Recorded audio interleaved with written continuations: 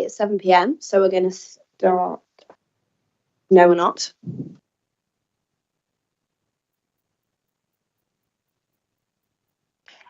All right, cool. We're live. So welcome everyone online. Tonight is the Education and Local Economy Scrutiny Commission of Southwark Council. So I'll start by just giving a bit of an opening statement, which is really just housekeeping, and then I'll share the agenda and then we can hear from our speakers tonight. So my name's Councillor Brown and I'm the chair of the commission. Everyone should note that we're not a decision-making body and our role is to make recommendations for consideration by Cabinet. There are no planned fire alarm tests this evening, but if you do hear a fire alarm, please leave by the nearest fire exit and make your way to the agreed assembly point, which is St John's Churchyard, just off Druid Street. Council staff will direct you, so you don't need to remember that. Public toilets are located just off the main reception area where you came in, and please do switch off your mobile phone or put it to silent if you haven't already. Members of the public are welcome to film, audio record, photograph or tweet the public proceedings, and I'll ask you to please be considerate towards other people in the room and take care not to disturb proceedings when people are speaking. If you are filming the meeting, then please don't film the audience. A copy of the Council's protocol for reporting and filming is available on the Southwark Council website for anyone who wants to see it. And if you'd like to use the internet while you're here tonight, it is Southwark free Wi-Fi and doesn't need a password. This meeting is being live streamed via the Microsoft Teams platform to YouTube, and it will be uploaded to Southwark Council's YouTube channel by tomorrow. If anyone would like to speak, please raise your hand if you wish to do so, and please wait until I've given you permission to speak before contributing. And then this is really important. Please could members and officers also ensure that they keep the microphone close when they speak and speak directly into it so that those online can hear. We have had some issues at previous meetings with sound, so I'll remind people to do that if needs be. And lastly, please can I ask that members and those speaking refrain from digressing onto other issues and keep the comments and the questions focused and specific to the agenda. So that's all the housekeeping out of the way. So in terms of tonight's agenda, hopefully you have all seen it. We'll touch on apologies first and then notifications of any items of business which are urgent. I don't believe that there are any. And then later we'll move into the main agenda. So tonight we'll be focusing mostly on SEND, special education needs, and that's been the main theme of the commission so far this year. So very much looking forward to hearing from tonight's speakers on that topic. We'll also hear about inclusion in schools as well. So they're the main items. Okay, so in terms of agenda item 1, apologies. Tonight we have apologies from Councillor Youssef Hussain, and Councillor Sunny Lamb has stepped in as a reserve to cover his spot. We also have apologies from Councillor Sunil Chopra, who is away on leave, and Councillor John Hartley. Have we got any other apologies that I haven't noted?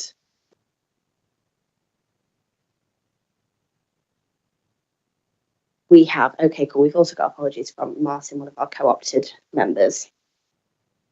Okay, so I'd also like to just confirm who the voting members are tonight at this meeting. So please, can voting and non-voting members present, please show their hand or respond verbally when your name is called out. So I'll start. I'm Cassandra Brown. I'm the chair. I'm a voting member. I'm Councillor Rachel Bentley. I'm a voting member and I'm the vice chair. Councillor Von Bies. Irina von Wiese, Borough Bankside Councillor and present. Jonathan. John Clay. Martin Bracknell. Martin Bracknell representing the Diocese of Southwark, voting member.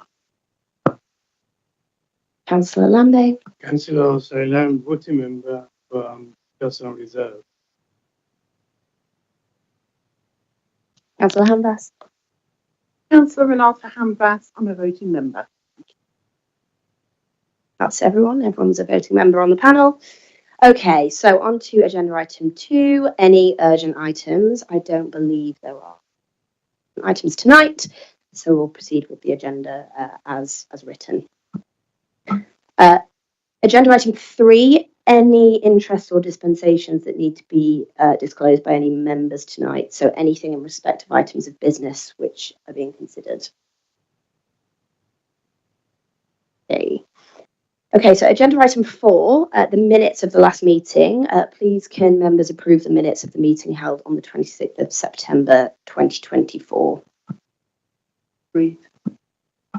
Perfect. Okay, right. Well, in that case, we are on to agenda item 5. And as part of agenda item 5, we'll be interviewing, first of all, a retired head teacher who has some experiences to share around SEND. I believe that is Fran, and she is online this evening. And we'll also be interviewing a children's occupational therapist around SEND, and that is Katrina Ogilvie. So I believe we will be starting with Fran, if that's correct. So, Fran, can you hear us? I can indeed, yes. Okay, great. And I think we can all hear you. I hope you're doing okay. I am, yes. I just had a run-in with a very sharp knife and a thumb, but I can't drive, so it stopped me from coming in. Bless you. Well, thank you for turning up online despite No, that. not at all. It really is appreciated. Okay, so you've got around 5 to 10 max minutes to share what you're here to talk about tonight, and then afterwards we'll hear from Katrina, and then we'll go into questions from members.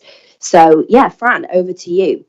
Well, I mean, my understanding is, and please correct me if I'm wrong, it was to talk about my personal experience with SEND and transfer from primary to secondary school, and the difficulties that we had trying to, given our own experience in the teaching and in the special needs education department of the places I've worked, to be honest, and the difficulty that we found trying to navigate the horrendous appeal system. Please correct me if I'm wrong. Is that what you intend? Is that what you invited me to speak about?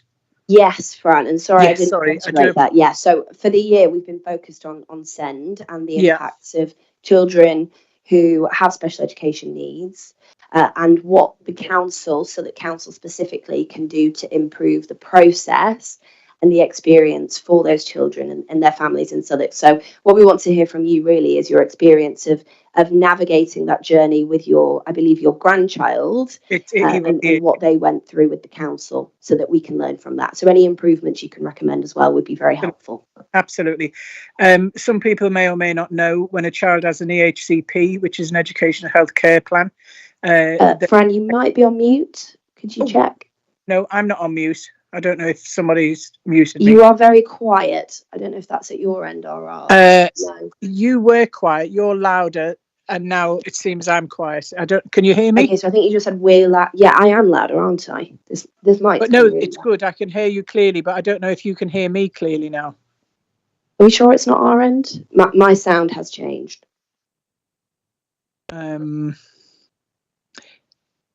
Yeah, mine says I'm not on mute. If I do, no, I'm definitely not muted. Sorry, Fran, we can't hear you. We're just going to try and look into this on our end. Okay.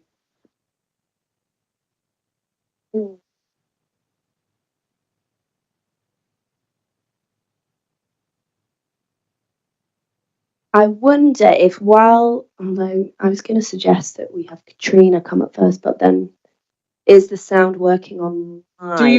Do you want to try somebody else who's online? Sorry. Do you want to try somebody else who's online to see if theirs works?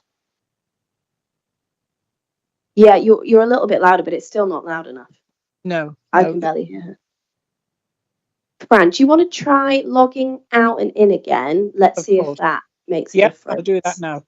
Thank you.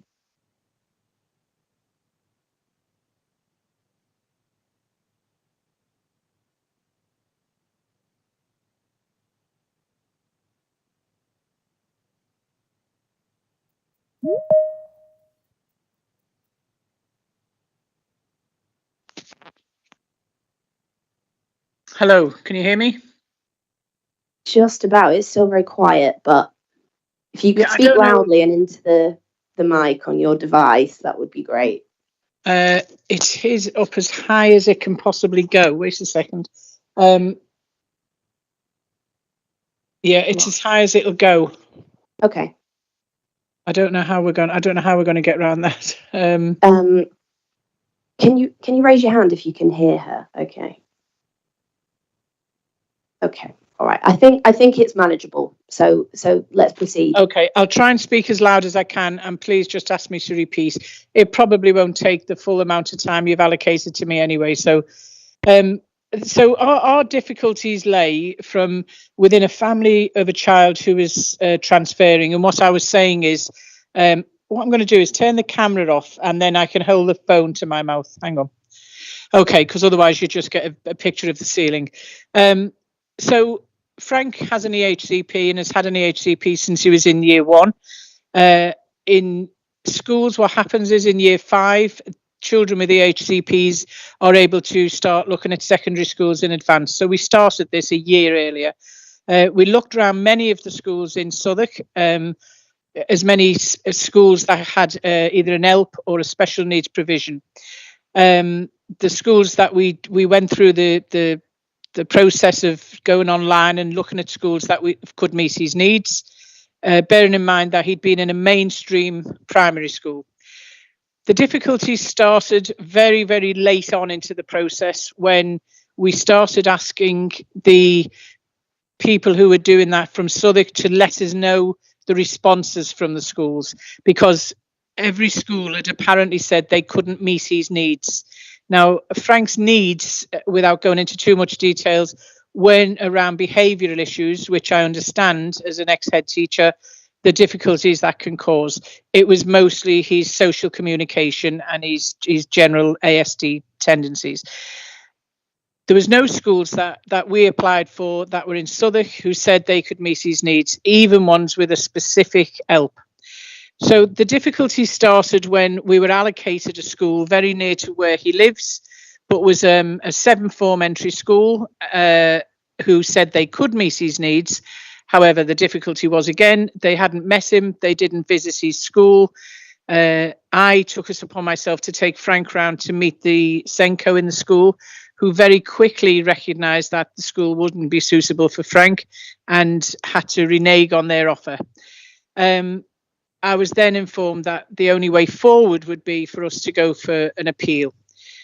That is a very difficult. So even with my expertise in the field, if you like, and his mum is a deputy head, we found this very challenging to go for the appeal. We were supported by certain bodies of people who do this kind of thing, and the difficulties I think we found as a family were the very slow responses that we sometimes got. And, you know, we both understood the pressures that are given at this time of year. But given that children with EHCPs, I've got a whole year of choosing schools, I thought it would have been a bit simpler. We went through the process. We duly got a date given to us. We submitted our evidence. The council told us their point of view. We then got an appeal date. I think the difficulty was at one point, the school that said they could meet his needs was given a form that said it was a parental choice. It was not. I think an easier thing going forward would be for parents to be privy to the responses from the schools. I have to say, as a professional, some of them were very arbitrary. One, given the reason they couldn't meet his needs was because the special education needs department was on the 2nd floor. If that had been my school, that's an easy change. I'd have put it on the ground floor if that's what you're refusing children access to. Anyway, that school obviously didn't go to. We then had to start looking out of borough because we couldn't find a school within Southwark who said they could meet his needs. He was offered a place, as I say, very near to his house. And I won't mention the school because that's unfair, but it was a very big school and we knew it wouldn't meet his needs and they were given the wrong information. Just before the appeal took place, we were then put in touch with Southwark Council's solicitors, if you like, the legal department, who we then had to liaise with. I think, without going into all the ins and outs of the difficulties that we had, and from a point of view of somebody who's worked in education for 24 years and has seen this system and in different boroughs, I feel with Southwark, I feel possibly a lot of the money that goes into hiring these solicitors very early on in the appeal process, only for it to be called, for it to be cancelled. I think it was the week or 2 weeks before it went to court, or it went to the actual appeal. We were then offered the place where he goes to now. It's out of borough. It's not a private school, but it's a school that's got very few children in, which meets his needs perfectly. And he, as an aside, he's very happy there. It didn't rest well with me that the amount of money this is going to cost for him to go there. My daughter-in-law reduced her hours at school because we have to, make sure that somebody's there to pick him up and drop him off, albeit that he's got transport. Again, an additional amount of money. I just felt it was a lot of money to be paying out. And if we're doing that because Frank's not the only child from Southwark who attends this school. I asked the school, and there's 14 children from Southwark attend this school.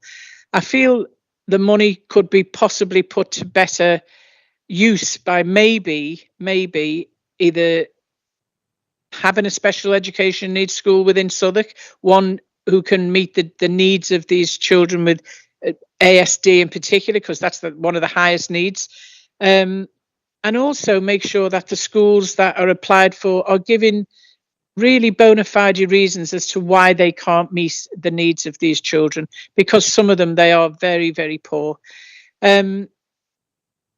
He was one of the lucky ones. I know through now joining a forum of parents within Southwark that there are so many children with SEN who are not in school. And that's a very sad indictment for Southwark, I think. We were reminded about the public purse. We didn't need reminding. I'm very, very aware of that. And I just feel that the money that we spend on these children having to go out of borough because their needs can't be met within Southwark could be spent on maybe thinking about the provision going forward for these children. It wasn't an easy process. I've now gone on to do some advocacy work, for parents who are trying to navigate the system. I know it's a very difficult thing. I know it's a very busy time for EHCP writers, for the people who work in the SEN department who are trying to appease everybody. But at the end of the day, we've got too many children out of school because they've got SEN. I think that's all I've got to really say about it, without going into the finer detail, which I don't think would be of interest to anybody else except our family. But I'm very happy to answer any questions or queries that you may have. Thank you, Fran. That's perfect. Really helpful. It was like listening to a podcast with your voice in the room then. But no, really helpful to hear that personal story of yours and the experience you went through with your grandchild. I'm wondering if actually we might want to take questions now while what Fran said is fresh in our head, and then we'll have Katrina come up and we can hear Katrina's view. Does that work for members?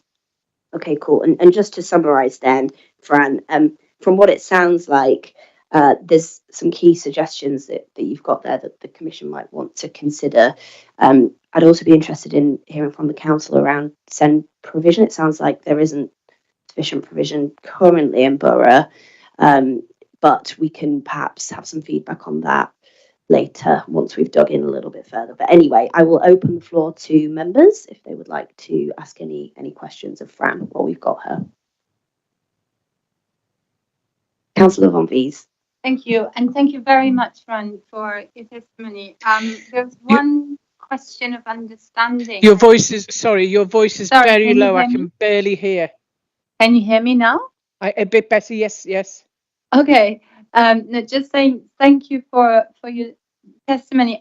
One thing I didn't quite understand, you said at some point there was an offer made to you for a secondary school very near you, so presumably in Southwark, and that I think you said you knew wasn't going to be suitable for your grandchild.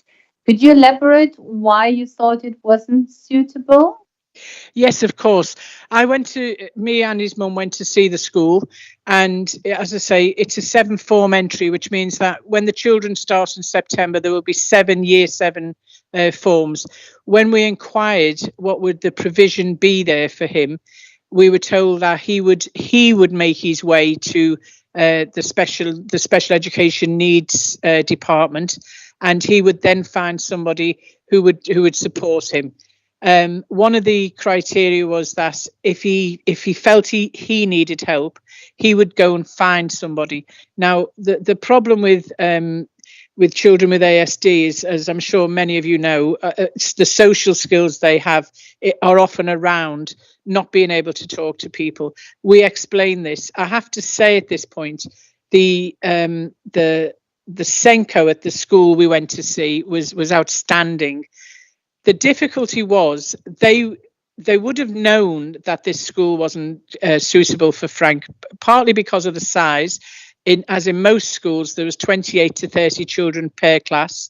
He wouldn't have had not a one-to-one TA, because I don't advocate that myself in my own school. It doesn't give them the skills they need, but he would have needed somebody to navigate. You're talking about a child with social skills and social difficulties, having to navigate their way round a key stage 3 school, around 4 or 5 different teachers a day in different parts of the building when most of the children are going. That's a trigger for these children. The other thing was, as I said, it was mistakenly put on the form by the EHCP department that this was a parental choice. So the school thought we'd advocated for him to go there. We didn't, and we didn't feel it would meet his needs because of the amount of children and the number of different classrooms he would be going to from day to day. In primary school, as you know, they're in one class and they have one teacher, and he struggled with that sometimes. But he did have an identified worker who he could go to if he felt overwhelmed, and a place where he could go. The school's behaviour policy, one of the things that they would be put into, I don't know, I can't remember what they call the room. It was like a behaviour unit, was if you walked in the wrong direction. One of the things that's on Frank's EHCP, which gives him his statutory rights, is that he sometimes, for to get himself grounded, he will roll along a wall for a certain amount of time. We were very worried that we were almost setting him up to fail, and that he would very quickly either be excluded from the school or he would spend a lot of time in an isolation room. I hope that answers your question okay. It does. Thank you very much. Councillor Bentley. Hi, Frank. Can you hear me? I can, thank you. Great, and thank you. I echo what my colleagues have said. The clarity with which you presented your experience is really sobering. I think the question I have for you is, as you said, you're a former head teacher, your daughter is a deputy head. Yes. So it's obvious that you understand the education system. Yes. And how it works. I mean, and you've said that you're now kind of doing some advocacy work and connected with other families. I mean, I'm assuming it would be your, I should phrase this as a question, that many of them are finding this more difficult than you have done, and clearly your family has found this very challenging. Would that be right? Absolutely. And talking from not my experience as a grandmother of a child with needs, or talking from experience of working in the system, if you like, a lot of the parents are sometimes non-English speaking, have not been in the country a long time, don't know about. I'm also a governor of a boys' secondary school in Southwark, and I find there that sometimes these children may have only come into the country and being diagnosed with ASD, sometimes it's not even acknowledged by the parents that they have a difficulty, but you know that they're going to struggle. When they do acknowledge it and they want to try and then get their child into a school that's going to be able to meet their needs and give them the best opportunity to learn and go forward, it must be, I can only imagine, it must be catastrophic to have. I mean, just the appeals form was, I think it was 48 pages long, and you had to have your appendices exactly the same way as you would with a business model, if you like. I think some parents would find that incredibly difficult. So yes, I think that's a big problem for parents. I think when we go to appeal, from a teacher's point of view, when you go to appeal, it's sort of the last step. You don't want to do that. Schools, I'm sure Southwark Council don't want people to go to appeal. It's costly. Sometimes when the evidence is so strong, as ours was, it's pulled before it even gets to the point where somebody has to make a decision. Because I feel, and this is a personal point of view, I feel that somebody looks at us and thinks we haven't got a chance of winning this. But it's already gone through to a legal department. And my question at the time was, how much does that cost? It's just, as I say, that's a personal point of view, and something that maybe parents who aren't in the business, if you like, wouldn't think of. Thank you. Thanks, Councillor Bentley. On the topic of the legal side of things, Fran, you mentioned when you were speaking that you felt so that council brought solicitors into the process perhaps too early. Could you elaborate on that a little bit and tell us why you think that and what happened?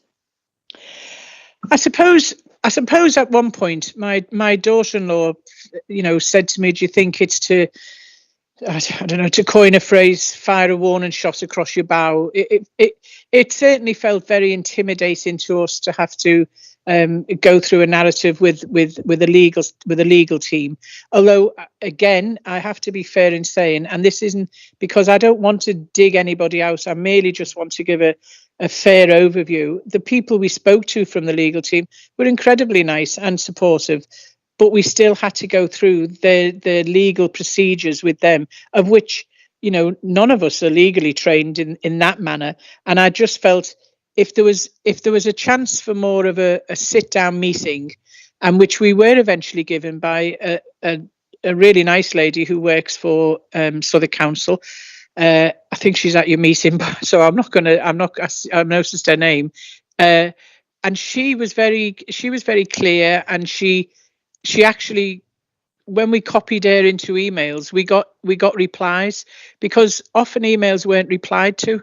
So you're left waiting and waiting, and all the time it was, this process started at the end of June after a year, and we were very aware that he was going to break up from school on the 21st of July, and he didn't have a secondary school go because all the other children knew where they were going. So I just felt it went very quickly from working with the EHCP coordinator, and she all of a sudden she stopped contacting us or being in touch with us. It was passed to somebody else, then it went above there, and then we had a couple of Zoom meetings to try and sort things out, but then it was put over to the legal team.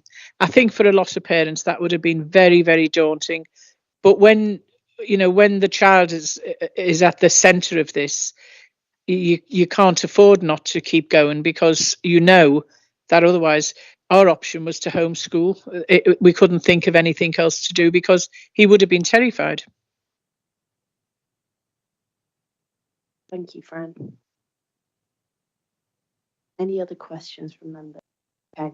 I'll ask one final question. So, Fran, a key part of our role here is really to take what you've said and make some recommendations to the council so that they can improve some of the issues that you've experienced. Could you perhaps share maybe something that you think would be a quick win for the council to get on and change in this regard, and then perhaps something that needs to change more systematically to make sure that these issues don't have to be faced by so many other families?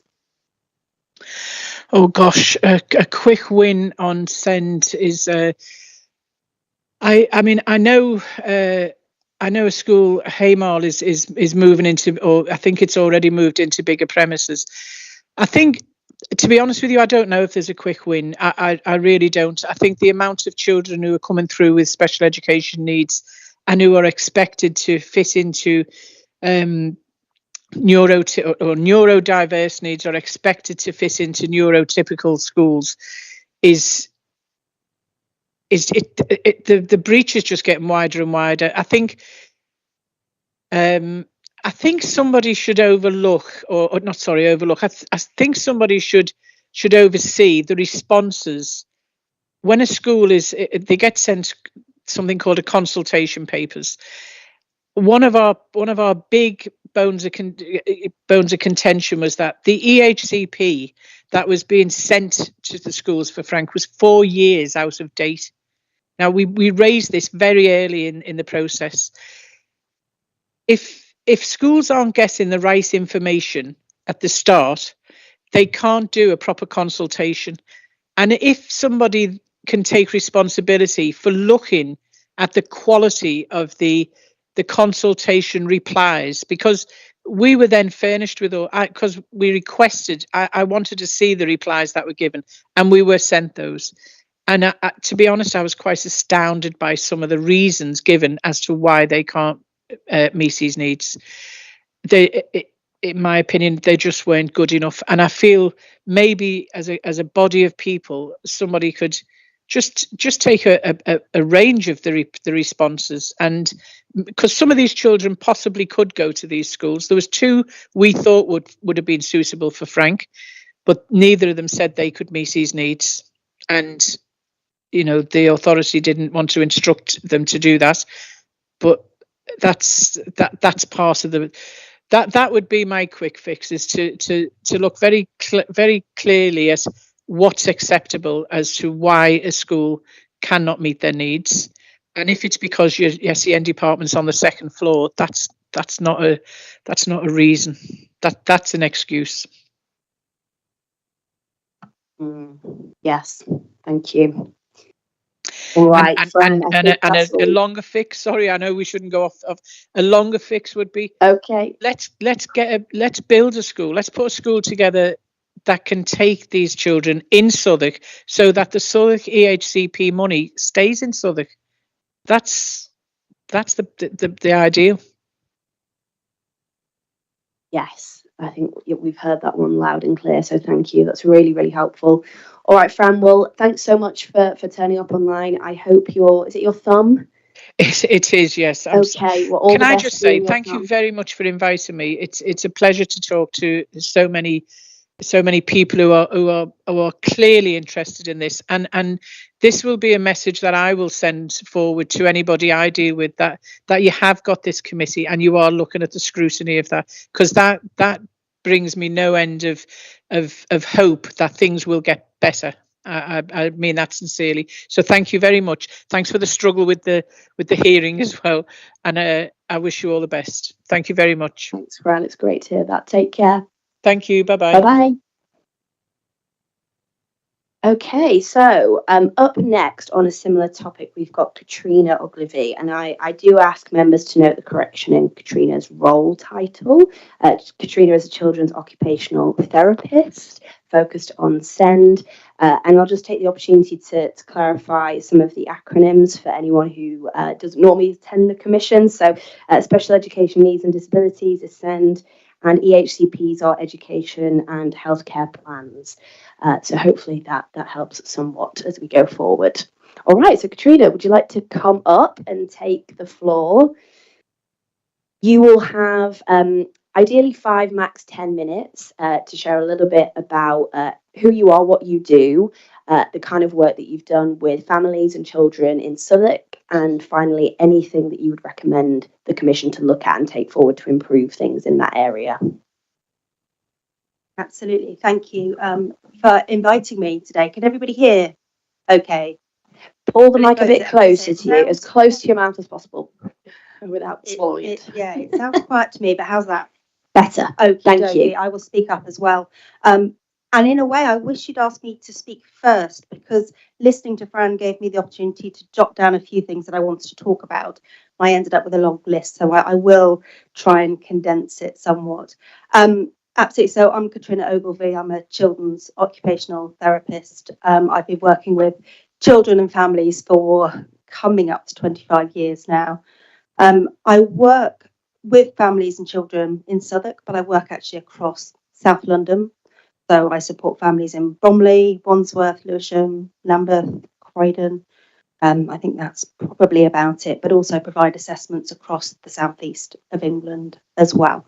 And actually, I mentioned to you, Councillor Brown, at the beginning that, spoiler alert, a lot of these issues are not unique to Southwark. The difficulties that I see that families have with the SEND system are the same in every single borough that you go to. Sometimes a little bit hit and miss, but generally the difficulties are the same. I'm employed by some of those boroughs to provide their EHCP provision, occupational therapy provision in mainstream schools, primary and secondary mainstream schools, as well as specialist settings. Some boroughs employ me directly. Others, I'm employed via families through their personal budget, through their EHCP.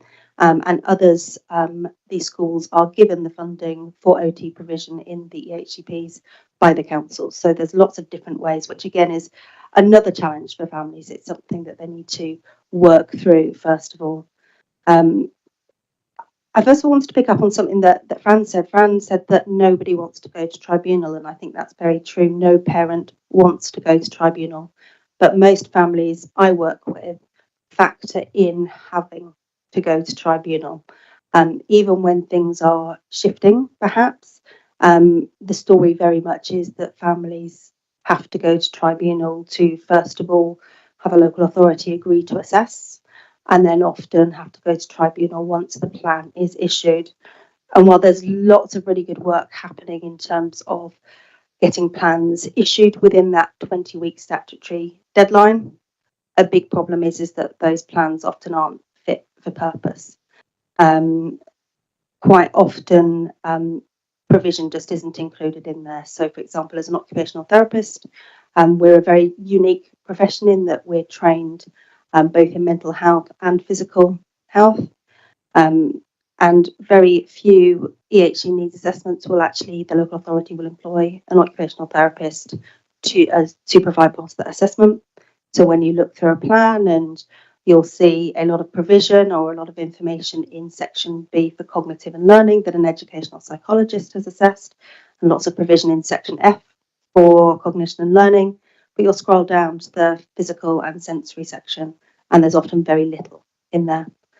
And if you're providing a plan that meets one part of that child's special educational need, but not the other, it really is a false economy, because that child is not going to make progress. And quite often local authorities, and I include Southwark in that, there's a couple of reasons why they're not providing therapy as part of that assessment process, and the same goes for speech and language. One is the dynamic between health and education. I used to work in one of the health teams locally, and we were frequently asked to provide assessments to feed into EHCPs. And there was always an argument over funding. Well, health shouldn't provide that because we're health, education needs to fund that. And you then have a big chunk of that child's provision missing. And if you can't support all their needs, as I say, it really is not cost effective for them. The other thing is that while councils that I'm working with, and I know Southwark has much improved meeting that 20-week statutory limit, which is great, but families more and more are being discouraged to apply for an EHCP. So that means that those applications are coming in later and later. So while we can celebrate that we're meeting that 20-week statutory deadline, you've already got a child that perhaps has gone sort of 1-2 years without having the provision that they needed to have in place. There's a few reasons, I think, for that. So schools that I go into perhaps might tell a family that their child needs a diagnosis before they can apply for an EHCP. Well, that's not true, but a lot of schools are telling families that, or indeed when families talk to the local authority, they're told that as well. And as we know, the waiting list to actually get a diagnosis in the first place, it can be up to a number of years. So if you think about a child who's started school desperately in need of provision and support, by the time the family or the school have applied for a plan, and then they're told, oh, well done, we've met that 20-week limit. Actually, for that family, that's no good. They needed that plan 1 or 2 years before. And there's lots of barriers being put in place for families and schools to apply for EHCP needs assessments. So I took the opportunity to have a look on the Southwark website before I came. And there was a nice guidance pack for schools in terms of how to support children with SEND. And within that, one part was how to apply for an EHCP. And there was I would say a paragraph, but it was probably more half a page on what evidence schools should submit when they are making an application for an EHC needs assessment. Now, the reason for doing an EHC needs assessment is to assess a child's educational needs.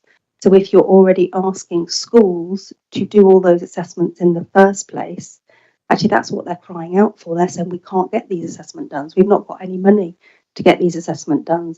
Our children have been sitting on waiting lists for months and years. We can't get the assessments done. That's why we're applying for an EHC needs assessment. Fast forward when parents and schools are celebrating actually getting an EHCP, and that's if it's fit for purpose. A lot of the plans that I review, a council will send me a plan to say, can we commission you to provide this provision? And I look through it and I have to go back to them to clarify exactly what provision they're asking me to provide, because quite a lot of the language is very vague and it's difficult to work out exactly whether hours should be direct hours, indirect hours, whether hours should be across a term, whether they should be across half a term, whether they should be across the whole academic year. I had a Southwark family just last week asking me, their child was at home through an EOTAS package, which is education EOTAS other than at school. I think I've got that right. And the local authority couldn't provide occupational therapy provision at home, and they were asking to commission me through a personal budget.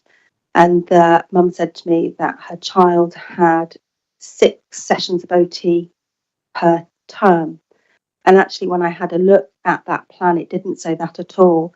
It said 6 sessions in the first term.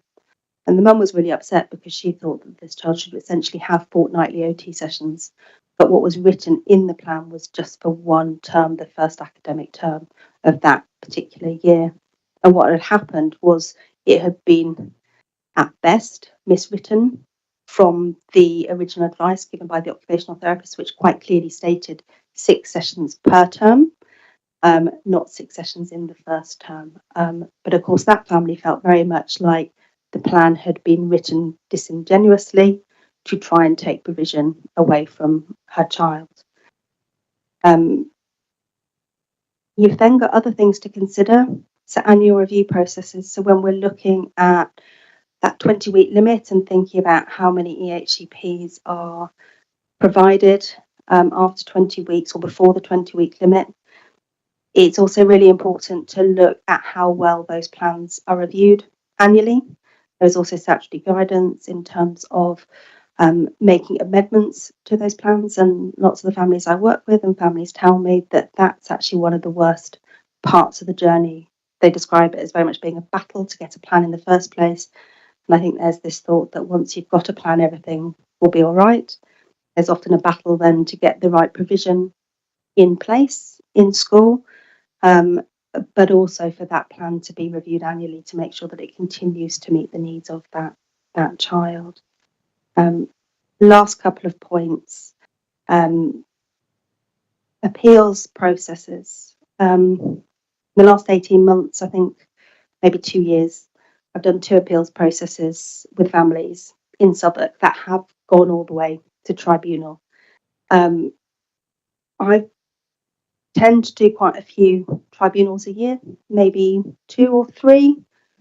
Some years 4, they are getting less and less, mainly because parents know how long it takes. Out of all the boroughs I work with and assessments, bearing in mind my assessments, I tend to cover the whole of the southeast of England. The 2 that I've done with Southwark have been the most hostile.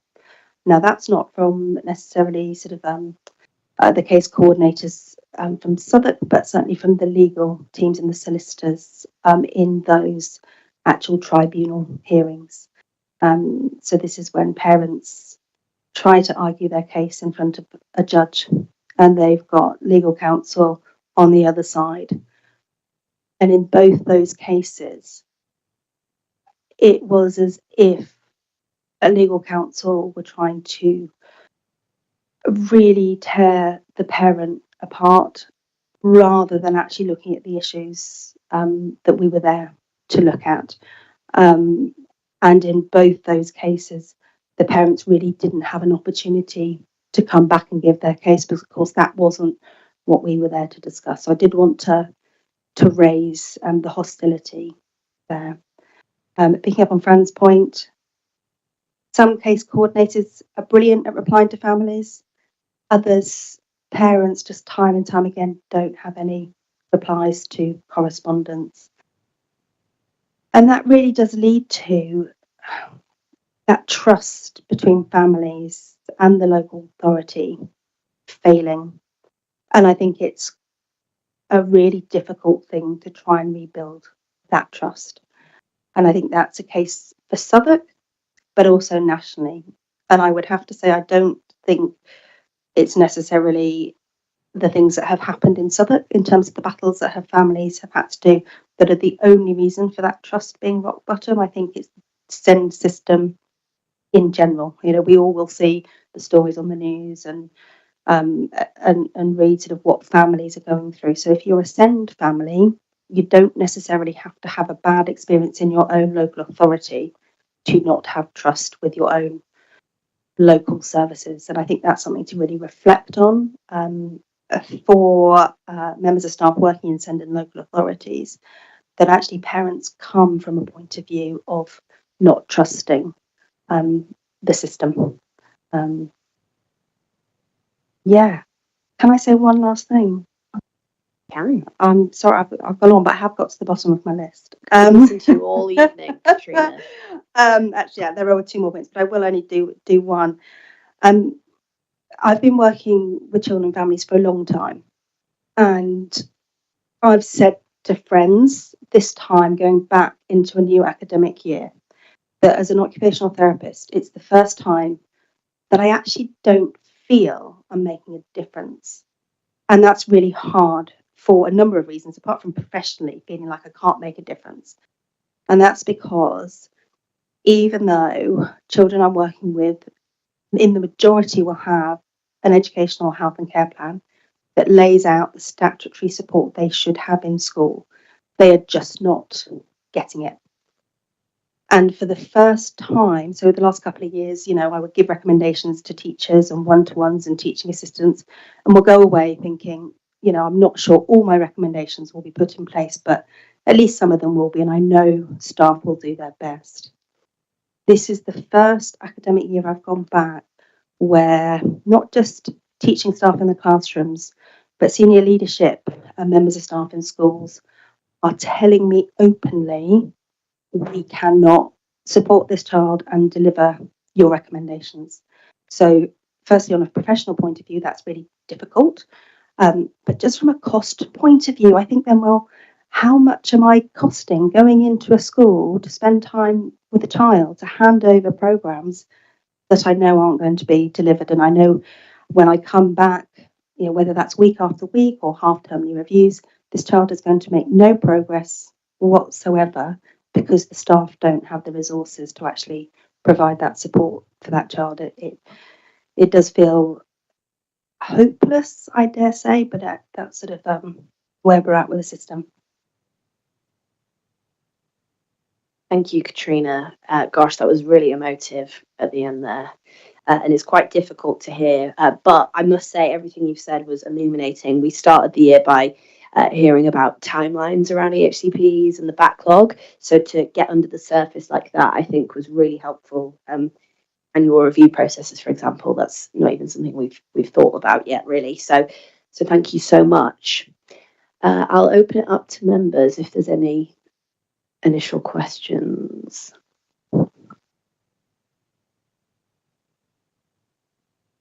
Cost of the appeal sounds like it does. I do wonder whether the cost of the appeal is I'm sure that you can give an answer thought that Jonathan, can you just pull your lean forward or pull your microphone closer? Sorry, yeah. Just get as close as you can. That doesn't sound like a particularly cheap process, and it kind of strikes me that it could be cheaper just to give the funding to the schools. That was one observation. The other one was the nursery ascend provision. I understand the send if nursery, and then those children, they get some funding from nursery when they go into reception. They have to reapply the HCP, and that can take a couple of years. And so, as a child, they're identified with needs in the nursery and they have to reapply, and there's a couple of years. Is that still right? Is that still going on? So to answer the first point in terms of cost of tribunal, I don't know the exact figures for Southwark, for example, but absolutely, you know, the cost of taking families to tribunal, or I say that way around, but actually it's families appealing the decision of the local authority. It is enormous, and in most cases, we know that the families who are appealing against the local authority will win those cases. But there's two costs to it. It's not just the cost of the appeals process. There is also a cost of, in that time, the child not getting the right support. And when I say right support, there are circumstances where a child might actually be getting the wrong support, which could be even more detrimental to that child. And I think it's important to think about the family as a whole. So if you have a child with special educational needs and their needs are unmet, the enormity of other difficulties that will have within a family unit. So you'll hear of parents having to give up or reduce hours at work because their child's needs aren't being met in school. The high incidence of mental health difficulties for parents having to battle these processes, but also support their children with unmet needs. So when we're thinking in cost terms, it isn't just those legal cost terms. There's much wider cost terms implications. I'm really glad you raised the point of transitioning from nursery care up to starting reception. I'm actually working with a family now who did have their EHCP in Southwark within that 20-week time frame. But this was a child that did have funding within nursery, moved up to reception year, and actually the nursery hadn't really handed much over to their new school. And then very quickly the new school realised that they didn't have enough teaching staff or the resources to support this pupil. So I was going to say very quickly, but almost immediately, the pupil is then on a reduced timetable. So that child then doesn't have their legal access to full-time education.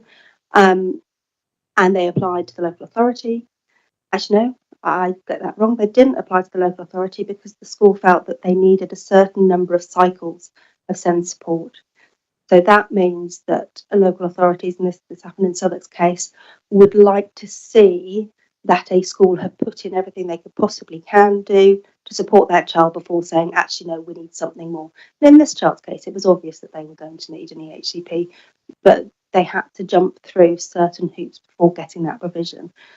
So while that family, they got their plan within 20 weeks, the whole process actually was about 18 months. And in that 18 months, their child didn't have access to full-time education. And when they were in school, because they didn't have the provision, they didn't have access to education.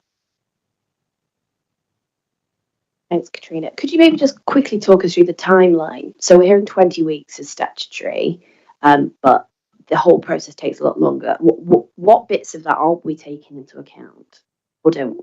Do you see what I'm getting at? So do you mean the bits before somebody even makes an application? Yeah, so it sounds like one of the points you're making is that often we might be hitting the target of that 20-week mark, but it's still taking a year or longer for the family to go through the whole process.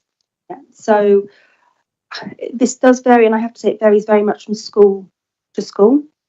There is a view in schools now, and I have to say some schools are actively told, and I don't know whether this is the case in Southwark, because I haven't come across one of those yet, but I have in other South London boroughs where schools are being actively told by their local authority officers, please no more EHCP applications this month, please no more EHCP applications this term. So that's already putting that barrier in place. I used to sit on panel in a South London borough, which meant that I was somebody who would look over the HCP applications when they came in, and there was a blanket policy there. And I hate to say it, but there is in a lot of local authorities that unless a school have gone through what are called or referred to these cycles of support, really they're not allowed. That's not the right word, because of course they should be able to, but schools feel that they can't submit an application for a child's EHCP. So in a lot of cases now, families are making a parental request for an EHCP. But again, families are told if they don't have a diagnosis or if you don't have enough evidence, you can't apply. So that's another barrier for those families. And then if you're a family who can afford to get private assessments or private diagnoses, you may be able to get that support. If you're a family who can try and navigate the system, you might be able to try and get that support. Fran spoke very eloquently about her long-standing history in education, but how difficult she found it to navigate the HCP application process. I should say I've got 2 boys myself who both have EHCPs, and even I found the process difficult, and it's what I do as a day job. This isn't something that can be fixed overnight, and I think there's lots of other underlying things within education in general and within the wider SEND system that need to change and need to be fixed. So it's challenging. I'm going to take Councillor Lamb and then Fran. I've noticed you've got your hand up online, so I'll come to you in just a moment. Councillor Lamb. Yeah, thanks. I mean, I first of all need to apologize because I'm just passing through, so I'm not regular here. However, from the description you just given, from the description we had earlier from Frank, is very frightening. And is it then right for me to conclude that actually the way you describe it, the experiences of the parents and so on, even the the children themselves, is it right for me to conclude that it's actually a program that is not fit for purpose? I'm having me redesigning that, right? Yeah, that's the $1 billion question, isn't it? Whether the system is fit for purpose, certainly the system is not just not working, it is broken and rock bottom at the moment. A big part of that is that the funding hasn't been there. And that's thinking about not just education but health. So you haven't got those sort of early years health services for children. We've had the cost of living crisis, we've had cuts across all services, we've had the number of health visitors decimated over the last decade. So when we're talking about this as a SEND system, not fit for purpose, I think you need to look more widely at what has gone before and why the SEND system is now in the situation that it's in. but certainly there's a lot that needs to change and needs to happen, and that's not just looking specifically at EHCPs. There's a lot more to it. I mean, yeah, if I could just perhaps maybe I should expatiate of why because I didn't want to bore you or the committee with so much. I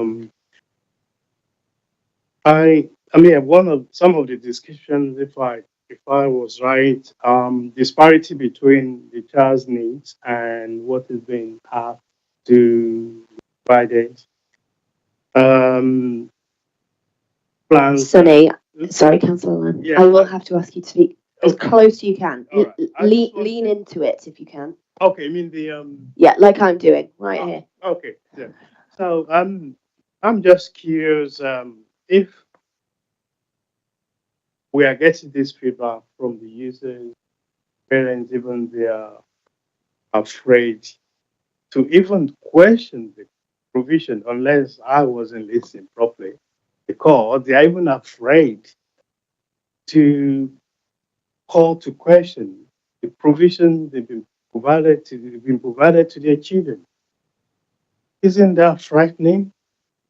And then if that's the case, I still go back to what I said earlier.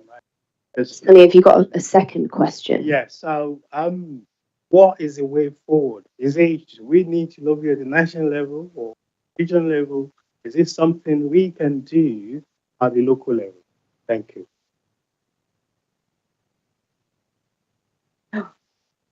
I'm really sorry I've forgotten the first question because you got me onto national and my brain just went, whoa, that's a big one. But the first point was around, that was it. It was around families being scared and frightened to sort of raise their concerns. I think the big problem is that families are raising their concerns loudly, but nobody, or certainly parents, feel like they're not being listened to. So when they, first of all, raise those concerns loudly with the schools will quite often either say, no, it's fine, we're managing it, or parents can quite often end up in a battle between schools and the local authority. So we're having more and more, particularly with, I know from my own experience working in one of the Southwark schools at the moment, there's a conversation going on between the local authority and the school. The local authority is providing some funding for occupational therapy provision for that child, but not all the funding to provide all the provision in that plan. So, there's real difficulties, but families tend not to be frightened about raising these difficulties. They do, but nothing changes. Thank you. I am just going to take Fran online really quickly. She's had her hand up for a while, and then I'll take Councillor. Yes, it's very brief. Firstly, I'd just like to say thank you to Katrina, because that's like listening to a diary of a day-to-day school. And from a point of view, I currently am working 1 day a week, even though I've retired. We cannot get Senkos because the job is so difficult. I'm working in a nursery and we do get SENIF funding. And in this particular authority, which is Croydon, what they insist on is that if you can't get SENIF funding, then they're almost the gatekeepers to getting an EHCP. You can get EHCPs for children because the narrative is the earlier the intervention, the better it works. And as far as OT provision, it is absolutely the hardest thing to get. The authorities will not, we can't even get an up-to-date form to apply for OT. So my sympathy goes out to all these schools. And just one other point I wanted to make about something Katrina said about senior leadership and staffing. That is so true. We often have TAs who aren't, who don't have the ability or the qualifications to be able to carry out the instructions that's given to them by speech and language therapists.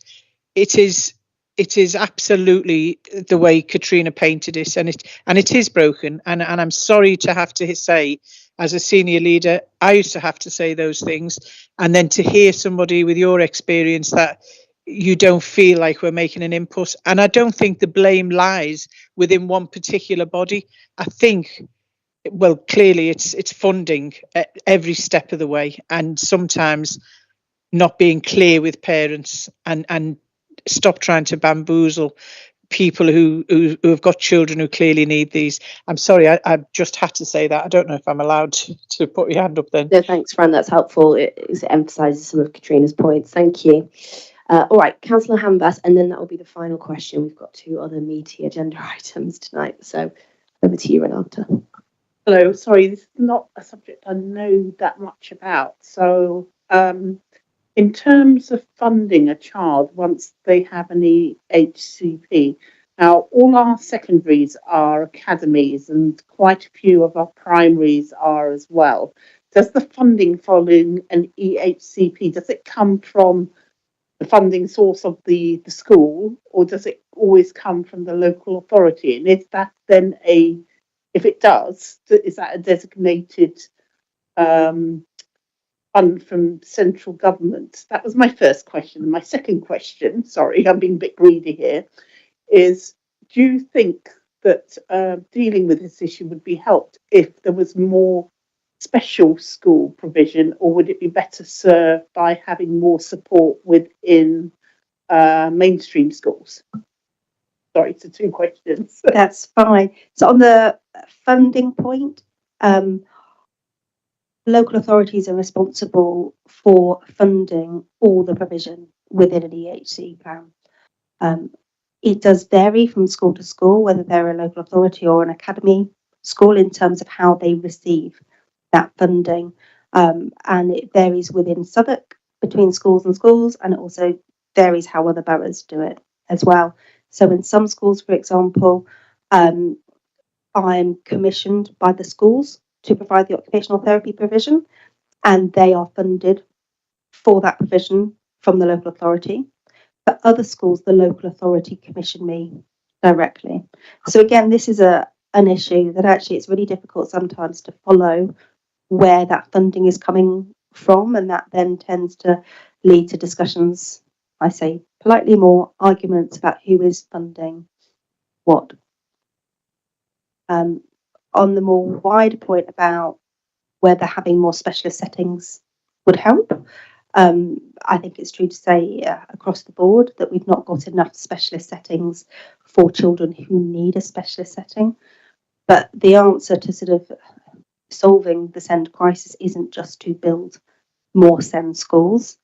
I have to say I'm concerned about some of the ideas around having more, what would perhaps be referred to as more additionally resource provision within mainstream settings. So where a child with special educational needs might be taught within a mainstream school setting, but actually supported in another part of that school.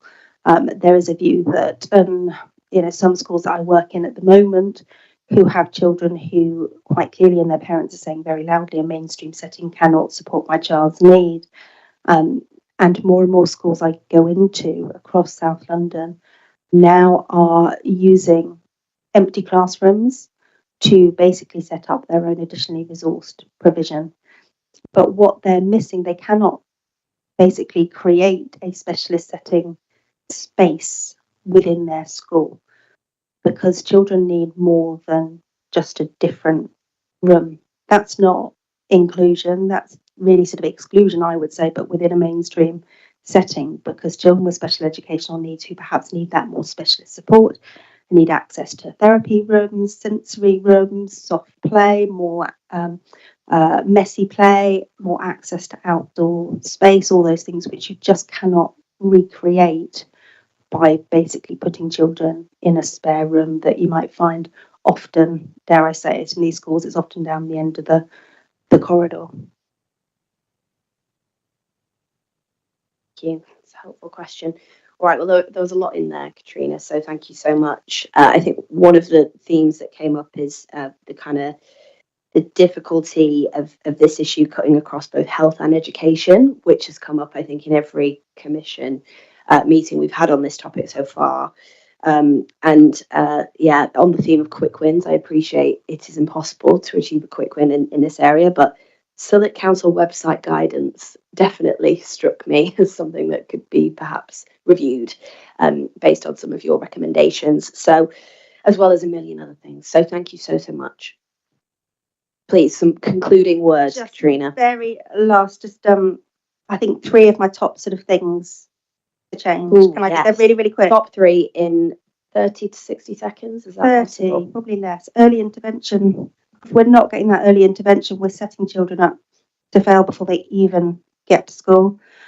Councillor Brown, you've already said it, joined up health and education. After all, EHCPs have got that H in there for a reason. There is health in an education, health and care plan. And my final point is listen to families. They really, truly are the experts. And listening to families much sooner and properly listening to families will make the world a difference. That's brilliant. Thank you so much, Katrina. And thanks, Fran Online as well. I'm sure we'll keep in touch with both of you as we continue to look at these topics. So thank you for your time. All right, we are going to have a quick comfort break now. So it's currently 8:10. If we could try and be back at just before 20 past, and then we'll resume. Thanks.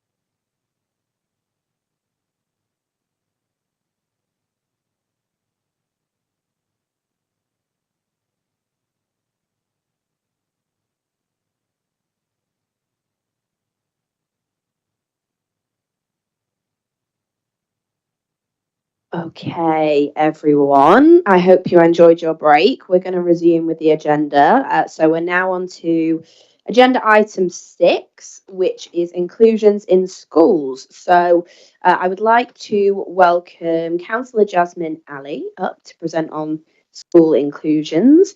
We've also got Sarah Beard, an executive head teacher at the GEM Federation, and Mike Baxter, head teacher at the City of London Academy. So you're all welcome to come up now. And yeah, Councillor Ali, we had you down to speak first, but we're happy for the order to be however is best. Yes, I think we've got our head teachers here and they've got a really early start tomorrow. So we're going to hear from the head teachers and then I'll come back with my team if that's all. That's absolutely fine. Perfect. All right. Well, thanks for coming, guys. So please introduce yourselves and share a little bit about why you're here. I'm Sarah Beard. I'm the executive head teacher of the GEM Federation, which incorporates Bessemer Primary School and Keyworth Primary School. And I'm presently, it's a bit of a mouthful, the consultant executive head teacher of Goodridge Primary School. And I'm Mike Baxter, principal of City London Academy in Southwark, which is second largest secondary in the local authority with 1,586 students. That's great, thank you. So yeah, we've actually come to speak about inclusion in schools. So I guess really it's over to you to share a bit about your experience of that, the challenges, the opportunities and areas for improvement. Okay, I think kind of one thing that I'm going to pick up on things that other people spoke about really. I think the SENDIP is an area that we could really make a quick change in. I have had numerous experiences where the information about a child receiving SENDIP funding has then not been passed to us. I also think at the admissions process, that is really, really key because essentially those children are treated as mainstream entrants, which means that we know about these children, we have information about these children, but we don't tell schools about it. And preparation, which I'm sure is the same for year 7 as it is for nursery and reception, is key to schools being successful. And if we kind of knew about these children and we knew what their needs were, we would be better equipped to meet their needs when they arrive. Also, there is, I think, because, and I don't know if this is the same in secondary schools, because special needs children do often end up being very expensive to schools, and we have to be honest and realistic about that. I think there's a growing culture of schools being reluctant to take on SEND pupils. We are told by the local authority, which I think is technically correct, that the funding that we get for all children should be included when we're providing provision for special needs children. The problem is that just like all the the other children, they also need lighting, heating, a teacher, a book, a PE lesson.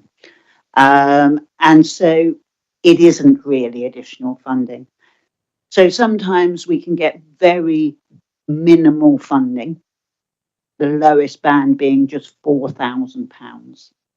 And we're told to add the additional funding that we get from Southwark, but that's still only sort of 10k, which really can't buy much. So I think one thing we've done across the GEM Federation is looking at doing that differently. And I think the head teacher earlier alluded to this as well, is to move away from a culture of a one-to-one and look at how we can kind of have children having packages at school where different adults provide different parts of that package within the organisation. But I think in order to do that, we need to look at seriously upskilling the teaching assistant force as a sort of general, there are some absolutely brilliant people, don't get me wrong, but generally, you're talking about we're often giving people with the lowest qualifications in the school our most vulnerable pupils. And you can see how those two things don't necessarily gel together. So I think if the local authority were going to do two things, I suppose it's finding a way of communicating with schools around SENDIP, and as the head teacher on the screen alluded to, that information and that evidence being used for EHCP applications, which presently we go back to point zero. And then secondly, looking at providing schools with training and support in order to be able to look at it differently, because some schools are still going with a one-to-one model. And then you're talking, firstly, there's sort of research that isn't actually right for the child and builds dependency. But you're also talking probably about being £15,000 to £20,000 short on every one-to-one you do. And so therefore schools cannot financially sustain that. Thanks very much, Sarah. Could you just clarify? You said SENDIP. What do those last two letters stand for? I don't actually know that. I should know what they stand for, but we talk in acronyms all the time. So it's the funding given from zero to before that.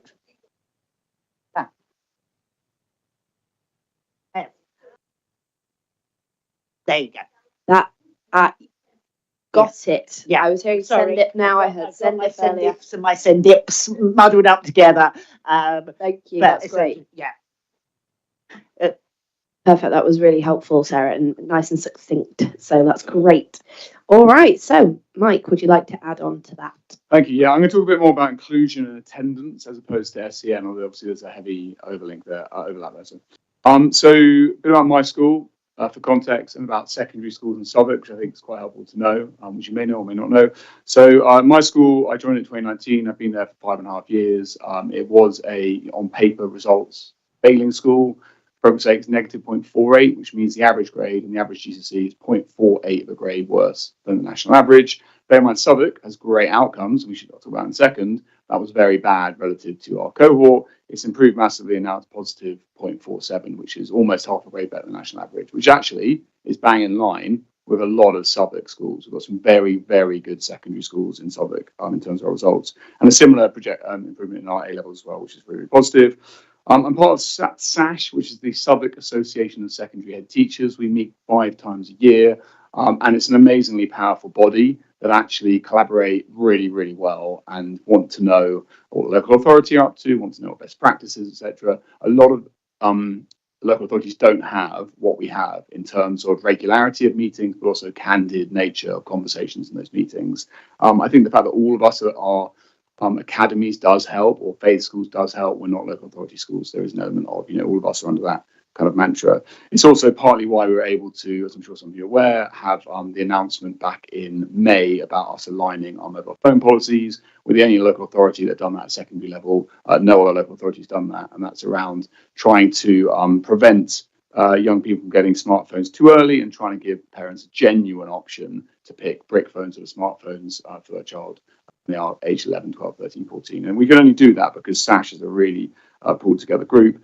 The only two secondary, this is a bit of an ironic comment, the only two secondaries not in SASH formally are actually the two highest performing schools in Southwark. So maybe SASH brings down results, who knows. But Stack and Sacred Heart are contemplating joining us, and they are amazing beacons of educational excellence, both those schools. What they do is absolutely fantastic. And I personally, in my school, copy what they do.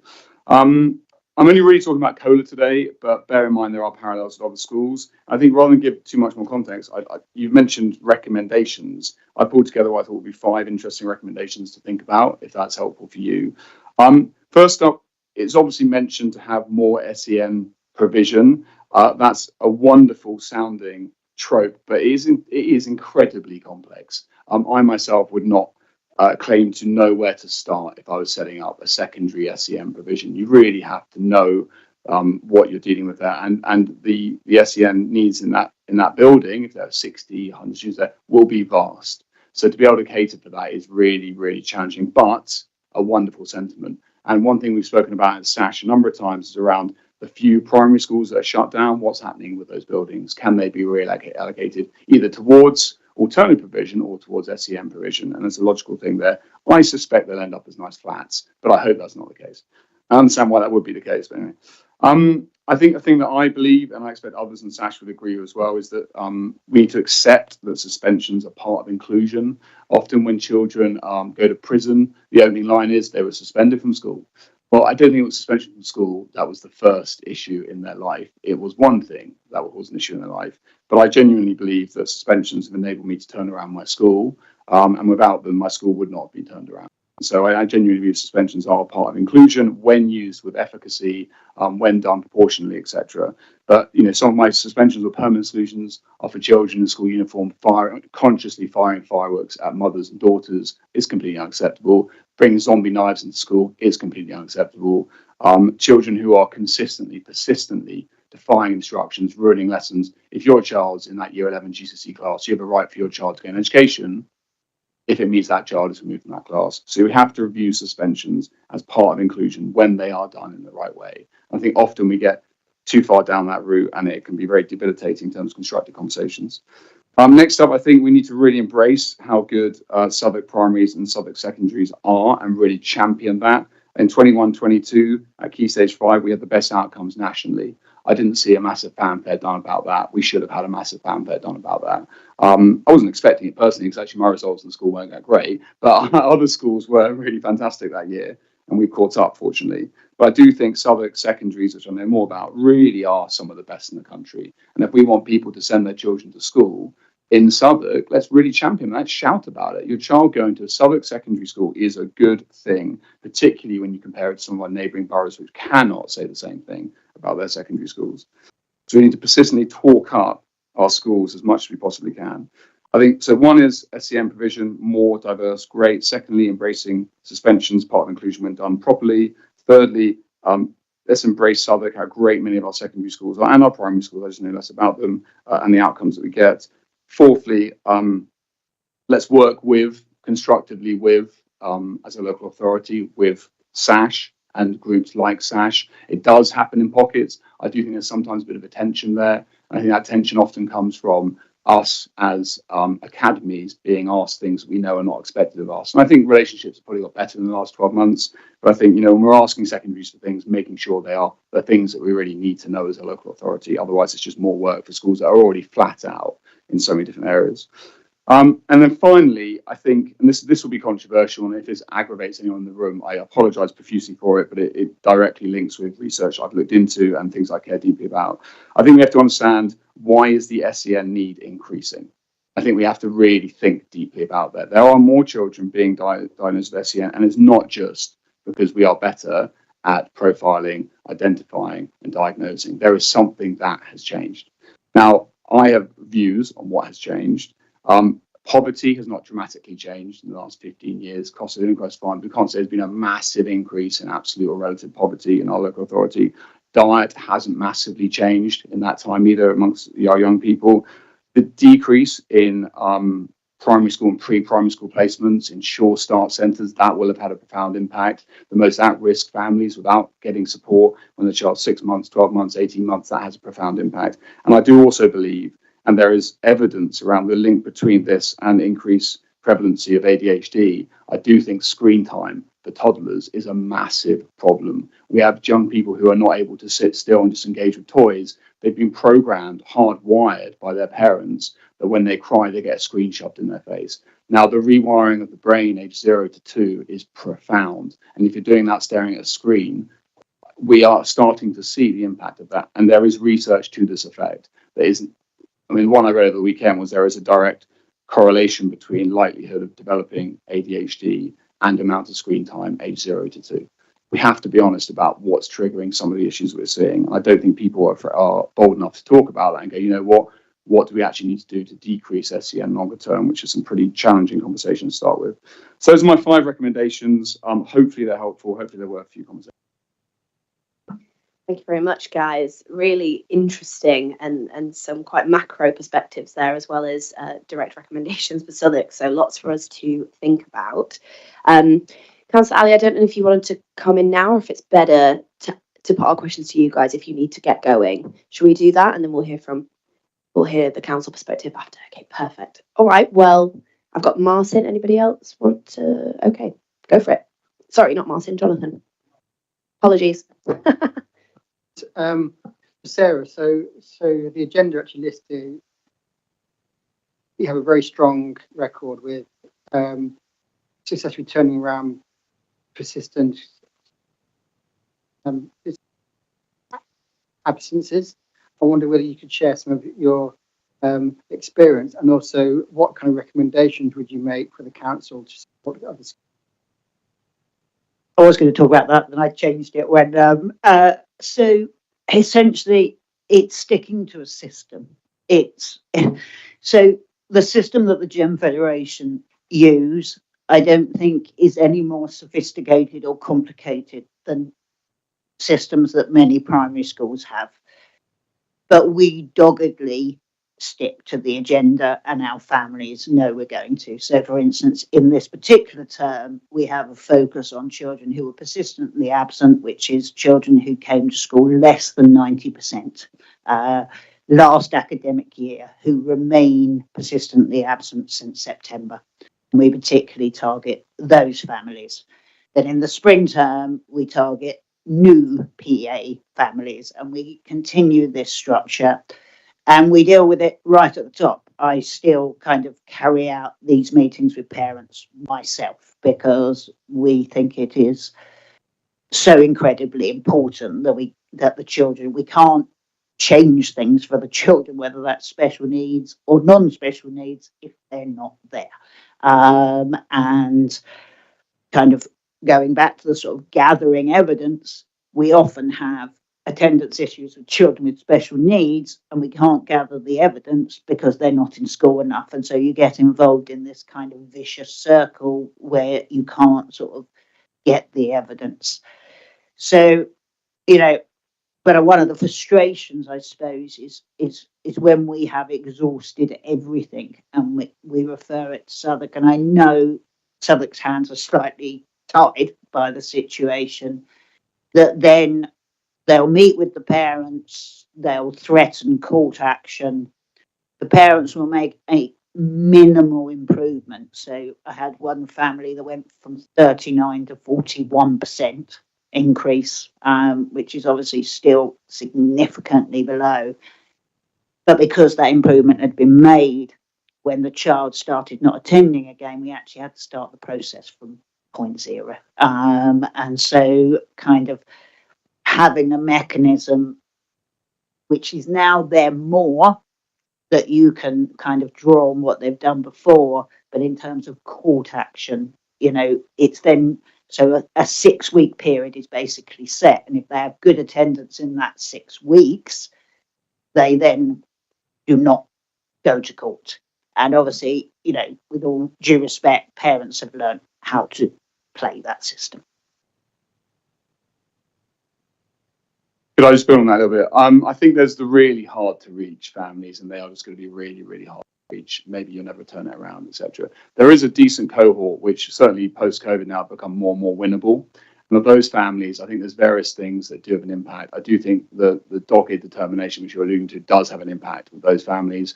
I think the DfE, I know the DfE have given a lot more freedom to schools through their local authority to fine, which is kicking in from September this year. And so more and more families probably will face fines. They're not large, but they're enough to give the message to more families. But I think also the cultural piece around is your school, a place that has a sense of belonging for the child, etc. More and more schools are getting more and more FA of what that means and how you implement that, etc. And so I think the reason why attendance has improved across the piece is obviously post-COVID, coming out of the lull of it. The dogged ones, the really hard ones to turn around, will remain like that, but there are more and more that I think are winnable carrot and stick method. Is there any more support that the council could be giving the schools, do you think? I think, like everything, perhaps to sort of develop some sort of whole kind of school-based strategies. So kind of, and I know there is, Alistair, a big meeting on Wednesday about cooperation and collaboration. And I think if I was going to give one kind of thought running through all of the themes you've talked about today, it's that, we need to develop Southwark wide recommendations for schools to follow. I understand as community schools, obviously, our governing bodies remain, our bosses. But I think if you're a new head teacher, sometimes you're just making up a strategy from research. And just if we could just have a handbook of these are some things that have worked, I just think that would be incredibly helpful to more inexperienced head teachers. Just to build on that, there was a really fantastic meeting a couple of weeks ago, organised by a local authority, about 100 educational practitioners in attendance, where various schools spoke about their attendance strategies. I think more of that, done authentically, done with the right intentions, really helps build the culture. Councillor Von Bees. Thank you very much, Chair. It was just a comment on what you said about specifically suspensions and exclusions. And as a parent and also as a university teacher, I tend to agree with you wholeheartedly on the need of early intervention, but also the damage that screens and lack of programs for very early intervention programs such as Sure Start have. However, you were talking about turning school around and the need to protect students, other pupils through suspensions and presumably exclusions as well.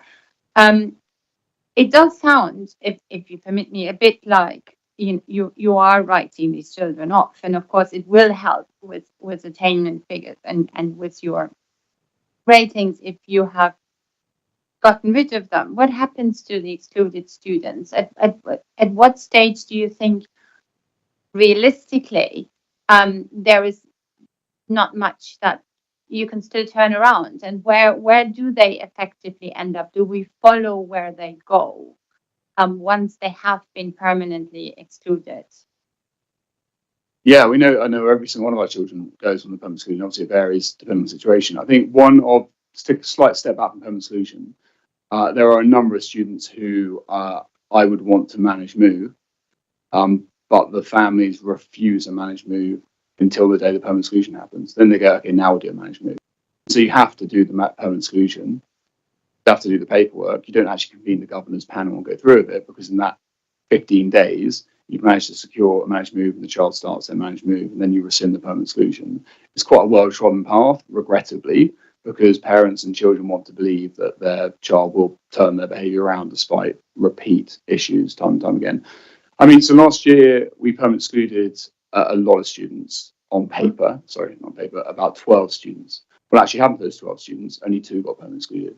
The others went on managed moves or went to long-term placements. And in terms of writing kids off and not taking their data, I've got 2 students who are at our Trust Apprenticeship Academy, who I know are involved in drugs and gangs and many things outside of school. They are sitting on my bottom line data, and I'm keeping them there rather than permanent excluding them, because it's better than them being permanent excluded. And that's 2 students. That's 1% of my cohort is going to be dragged down by the students. So schools don't write kids off. We're not doing it for our performance tables. We're doing it to protect every other child in the year group to have the best possible chance of getting good outcomes. We had a really bad year, permanent exclusions last year. I've never permanent excluded that many children for my entire life.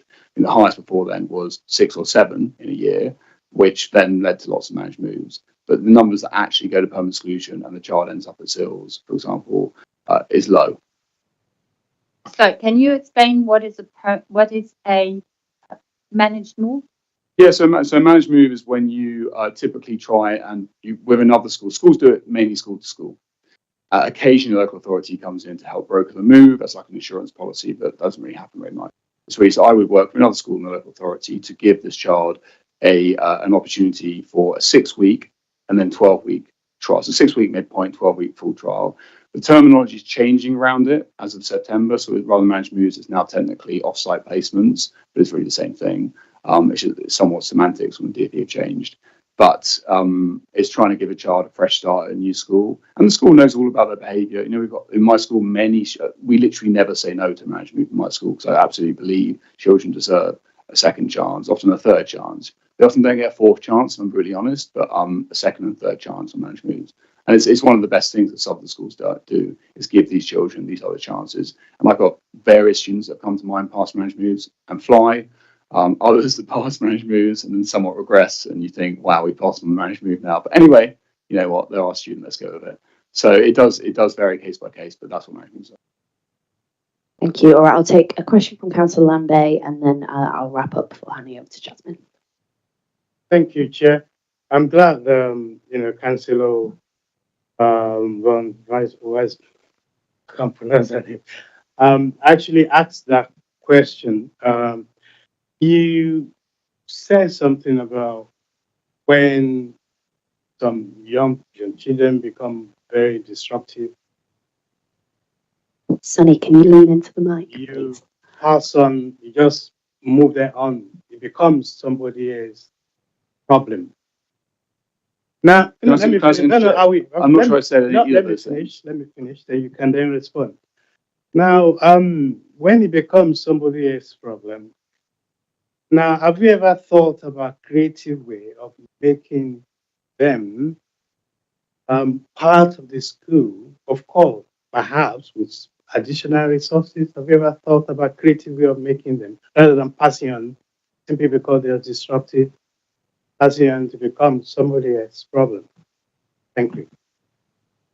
Yeah, so I'm not passing on to become someone else's problem. I'm following a behaviour system and they've met a threshold and put a huge amount of support into that place before that decision is made.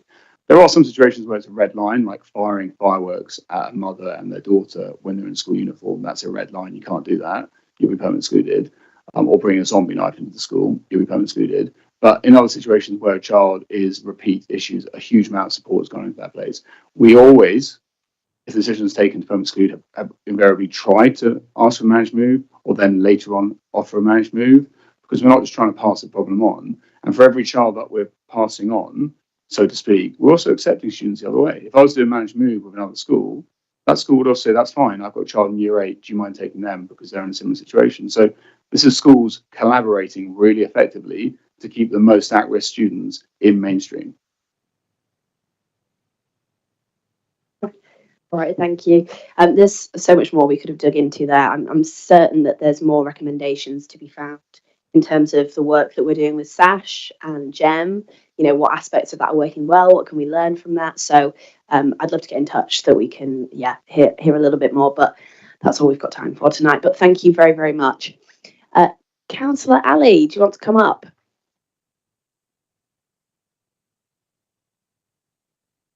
So, Councillor Ali has shared a report in advance, I believe. Yep. So we will take the report as read.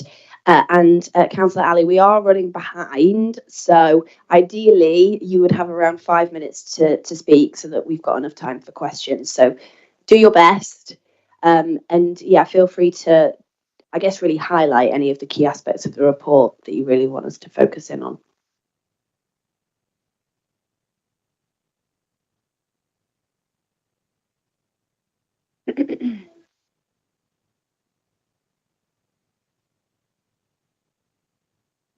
Is your microphone on? Oh, wait. Sorry, Jasmine, it doesn't need to be actually, but just a reminder to speak as close to the mic as you can because we really are struggling with sound online. Okay. Thank you. I'll start, shall I? Pull it up a bit and then Is it? and it'll be close to your mouth. All right, There we go. needs a bit of scrutiny. Okay, I just wanted to say thank you so much for having us. It was really great. What a great scrutiny night you're having. I will be very quick. I've got a few slides, but I'm going to try and canter over them because you read the reports, but they're quite, basically. I'll counter over the reports, and I've got my team with me. So, did you want to introduce yourselves before I start? I'm Marsha Douglas. I'm a senior educational psychologist. I'm Shainsdear Jones. I'm service manager for family early help in Southwark, and also up until very recently, education coach. Okay, I'm going to start now, and then thank you. And we've also got the top table at the back. So, if we need to call a friend, we can. Now, I just want to say before we start now, something a bit unusual, but I'm not just a lead member and a councillor, but I've also got, I hate that phrase, skin in the game, but I mean, basically my own family has gone through some of these issues really. And I have to be really careful because one of the things about me is that I can't keep my mouth shut. So I definitely don't want to say live on it on YouTube. She might be tuning in all about that. But I do want to say that I've had some experience of this. So, I'm really committed to, getting a good education for everybody really. And I think, I can't thank the Scrutiny Committee enough really, because you've done some brilliant work already, but no pressure. We're expecting even more, from this. Okay, so introduction then. We've had the papers. You've got 2 papers out on absenteeism and exclusion and strategies to improve the situation in Southwark. When I last came, I was pulling my hair out because actually that was, you couldn't think about education without thinking about absenteeism. Obviously, the trends are going down now, but there's still quite a lot of children and young people sitting in their bedrooms and not being in school when they should. Absenteeism in Southwark, we know the definition. The current stats then, 31% of looked after children have an attendance below 90%, attributed to post-pandemic school. Now, we just heard from a really two eloquent head teachers, and he said there's something happening and it's about screens, and he's not wrong. But also there's something else happening. Hopefully that pandemic that we saw was a once in a lifetime experience, but nevertheless, I think quite a lot of children and young people, I mean, at the early years, we know that there were issues when they came back out of lockdown. We saw, a lot of children unable to speak for their age. And equally at that transition point, we saw a lot of children not doing well in the transition from primary to secondary. Okay, fixed term exclusions have also, I think, contributed to absenteeism. So think about what the head teacher said and think about what I've just said. Okay. It's not. I can't move it along. On here.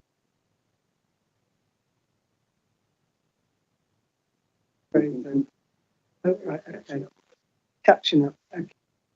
Right. So I'm on the right one. Rates of absences then. Basically, you've got the authorised, unauthorised, and you've got the national and the Southwark. So that you can see that basically they are coming down in Southwark. The persistent absences, again, you've got national, Southwark, and inner London. So, we're not an outlier. So, we've got an amazing education team that are really committed to working with families, and we've got early help. And we said, you'll have heard that we really want to improve SEND and early help. They're sat behind, well, they're here, and what they're doing is working and putting us in the right direction. So school exclusions then in Southwark. The number of permanent exclusions from Southwark, as you can see, it's going down. Now, we will get into strategies, but I took the liberty of copying. We can pass that down, take one. Take one and pass one down, and then maybe if you can do that as well. We've got basically we did the inclusion charter, if you remember, and that was in response. If you look at this graph in 2008, 18 and 19, which was a peak really. I thought it was 49, but I think it was 50 something. But we can see that basically the number of permanent exclusions by secondary school by academic year is going in the right direction. And we can talk a little bit about, the inclusion charter. The rate of permanent exclusions, again, you can see they're going down. But it's interesting what we heard the head teacher talk about. We can have a discussion about that. SEND then, special education needs and disabilities. Look, we can see that, that was last year, that was 70 odd, and now it's dropping down to 50 odd. What does that all mean? Well, have a think. If, basically you've got 10,000 children in Southwark with special education needs and disabilities, only 3.5 on education health and care plans. You know, you can see that that is quite a big stat. So the impact of exclusions, we already know: increased livelihood and involvement of crime, higher risk of exploitation, greater chances of long-term unemployment. 23% of young offenders have been permanently excluded. A third of children completing Key Stage 4 in alternative provision become not in education, employment, and training. It's a grim picture. So strategies for improvement. What we did is we did the inclusion charter. I've copied that round. I mean, it's interesting because we worked with Mike, we worked with Sash, and that was quite interesting because of the pandemic, it took about a year really. But I want to say that Jenny Brennan, who's not here today, who's the author of those reports, not just her, but her and her team, I mean, they came along to this meeting between the local authority and the head teachers. And, you know, basically she had like an inclusion charter, which was very long. And then it became, you know, quite shortened really once we'd had the, you know, the interface with the head teachers. Nevertheless, we got there. We got to a situation whereby we had an inclusion charter. And we were the first local authority in the, you know, basically in not in the world, but in the country to have this inclusion charter.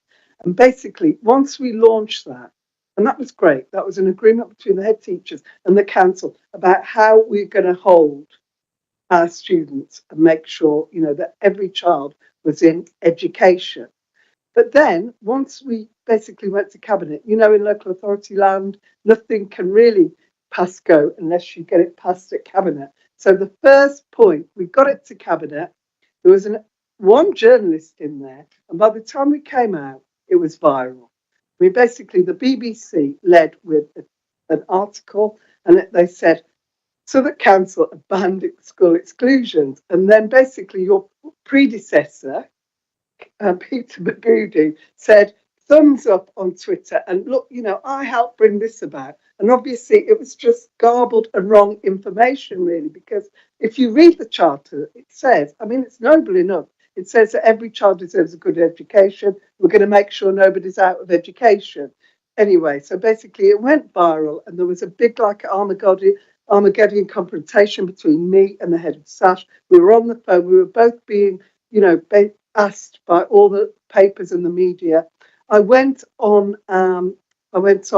a lot of media, but the most memorable is that I went on the Today programme and I was brought face to face with Tom Bennett, you know, the behaviourist czar, you know, and basically I said, you know, basically they said, what is all of this about? So I told them what it was about.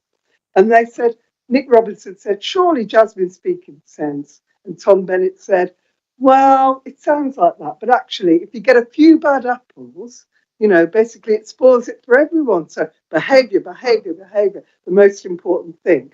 I did get a right of reply, and in a note which sums up our position.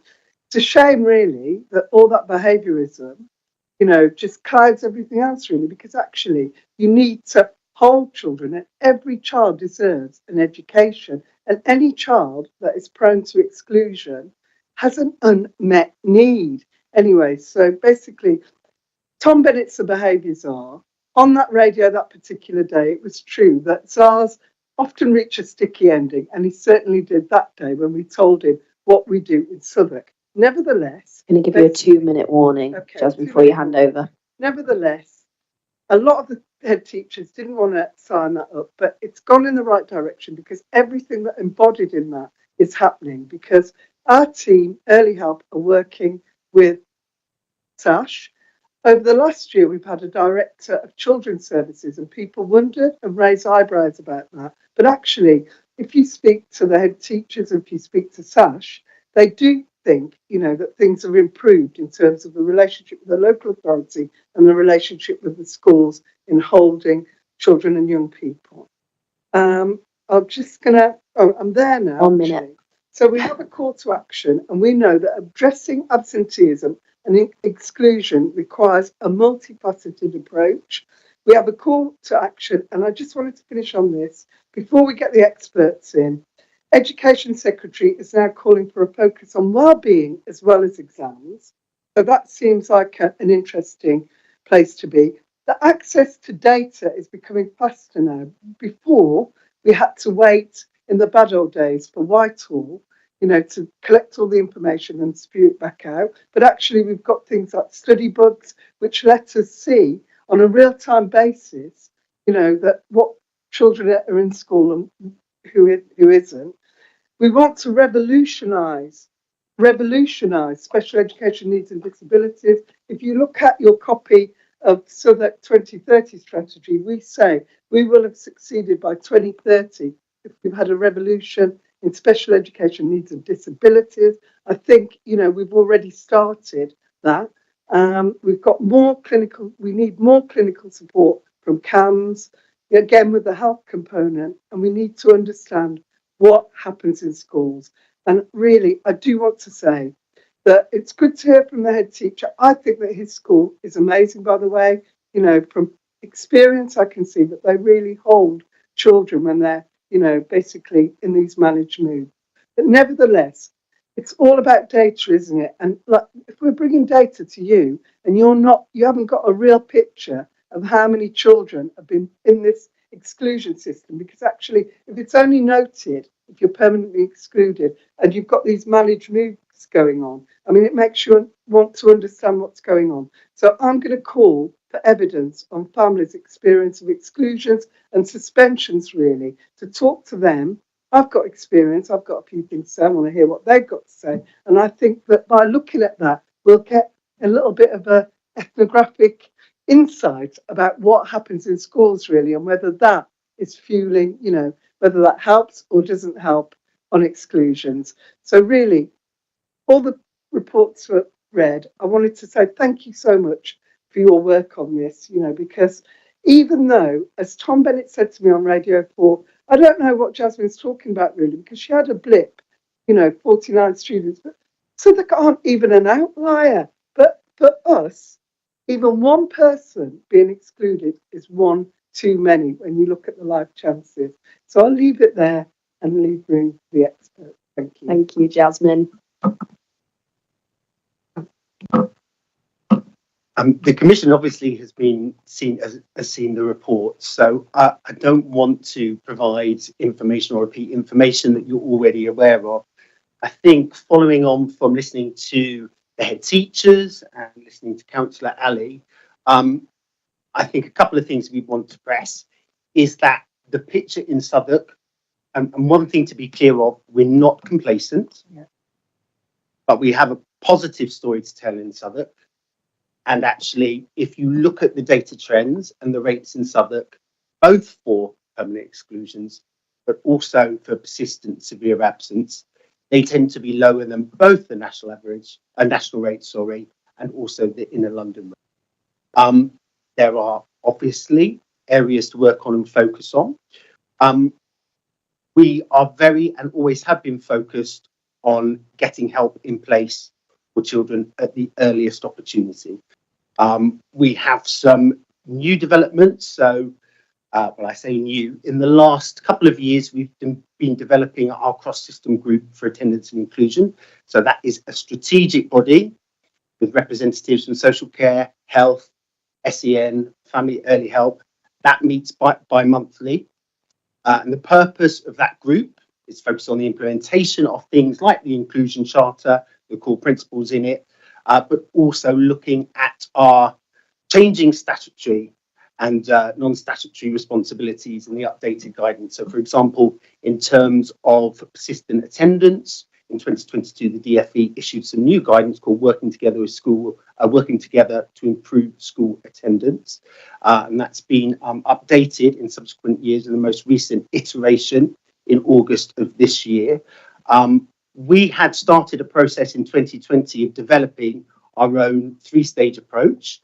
And the idea was that would provide one consistent framework for all practitioners in the boroughs, whether they are based in school or in children's social care or in youth justice or family early help. We focused on embedding that. I think there's more to do. It was quite interesting to hear the head of the primary school earlier talk about the idea of an inclusion handbook or a handbook. We do have a handbook published online which sets out our three-stage approach very clearly. I think in terms of thinking about some of the points made earlier by the heads in relation to things like prosecution, it's important to remember that prosecution is absolutely, we want to avoid prosecution.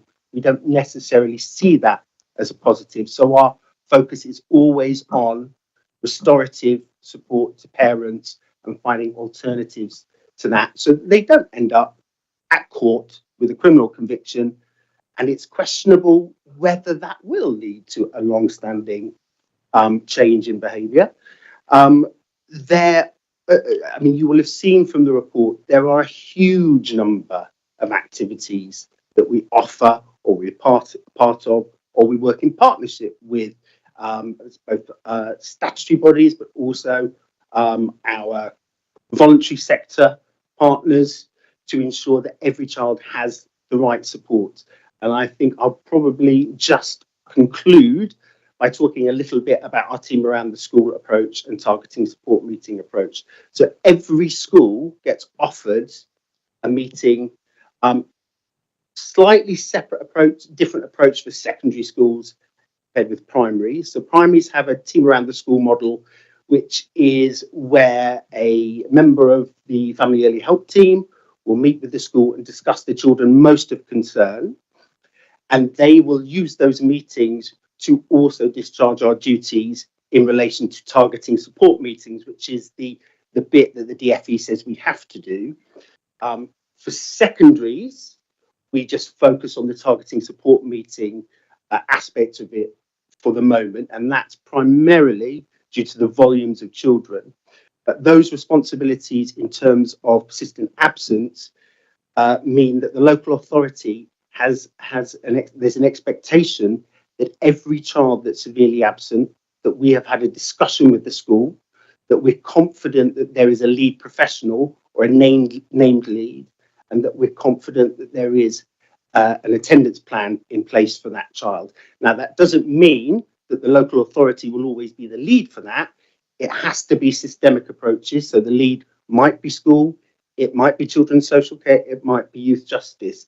And last year there were 177 team around the school meetings in primary school. There were targeting support meetings happening in secondary school, and hundreds of children were discussed at those meetings. There are 6,000 or so persistently absent children in Southwark, so it's a challenge to talk about every single one of those. But our focus is very much on making sure there is early intervention and support for severely absent children, and particularly persistently absent children with out-of-school factors that indicate they might need a multi-agency plan. It's helpful to remember there is no one cause of persistent absence. Children live in a system of families, communities with multiple influences and stresses, and getting in early and understanding what those stresses are key to us being able to put the right support in place. That's great. Thank you, Shane. And that ending feels like the perfect segue into Marsha. So yeah, thank you. So I don't suppose I have much more to add to what's been discussed today. And as an educational psychologist, I suppose a lot of what's been discussed this evening, I have a stake in it. I am involved in these things at different levels. The reason why I was asked to come here this evening is because of one of the spin-offs from the cross systems work is around working collaboratively with colleagues across health and social care, thinking about children who we describe as having emotionally based school avoidance. So one of the things that I think we haven't touched on strongly this evening is actually children are experiencing mental health needs. Now, it doesn't mean that's within them. It means that there are things that are happening around them are contributing high levels of anxiety. And for some children, that can mean that impacts on their ability to attend school. So we have to think creatively and collaboratively about how we support those children. And so with some of the work we've been able to establish is, one, getting shared language. So we're all talking about the same thing, making sure that we've got similar approaches. And so working with our education colleague, our early intervention team, We know that support first is a priority in regards to thinking about attendance, and so we're trying to work together so parents have a better experience of engaging with us and feeling like they're understood by what their experiences are. Equally, it's really important that we hear the voices of children and young people. So two things can be true at the same time. So yes, a school can be really doing well and supporting children, but at the same time can be failing some of our more vulnerable children who find it difficult to engage with mainstream systems, which is what we've heard a lot about today. And really, if we're talking about inclusion, it's thinking about how do we work collaboratively and think about those adjustments. And I guess I don't have much more to say than that. We are working together, and I think over the last couple of years, the cross working that we've been doing, I feel is definitely going in the right direction, and we're not working in silos, which sometimes happens when we are kind of teams trying to get through the day work. We do have to work collaboratively together, which is increasingly getting better. It's the main message I would like to kind of share this evening. It's good to hear, thank you. So you're the last speakers on this agenda item, but we will just open the floor to questions before we move on to the final item of the evening. So, Councillor Von Bies.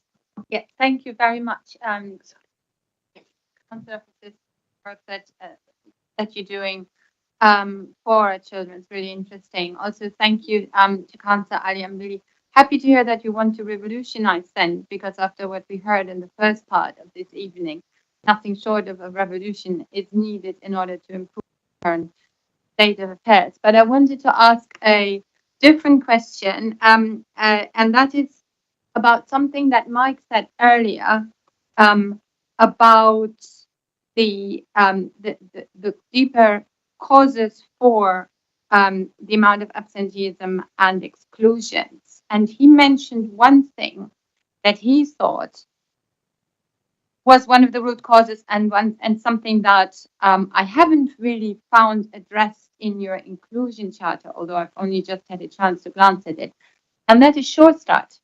Now, we know from a lot of evidence that Sure Start, possibly the best thing that Tony Blair ever did in his reign, was really, really successful in many, many ways. And Mike just confirmed that. So is that something that you're hoping to lobby the Labour government to bring back? Is there something that the council can do? Is this something that indeed you would support to come back? Sure, it's me. All right. Yeah, look, I mean, let's be clear. You know, Sure Start, the architect of Sure Start was Tessa Jowell, who was one, the late Tessa Jowell, who's one of our MPs. And she always said, didn't she? She said about Sure Start, when people said, do you really need to make that universal? And she said, well, actually, services built for the poor make for poor services. So, it wouldn't surprise you that not on our watch would we decimate, what she built. And that's why, and like a lot of local authorities, we have, all our children's centres, and we kept them going. Now, there's a Hubs programme, which has given us an opportunity to relook at those, see if they're located in the right places. But, we have the embryos of those, and, we absolutely support that. But we don't really have to lobby, because we kept those, we kept those services going.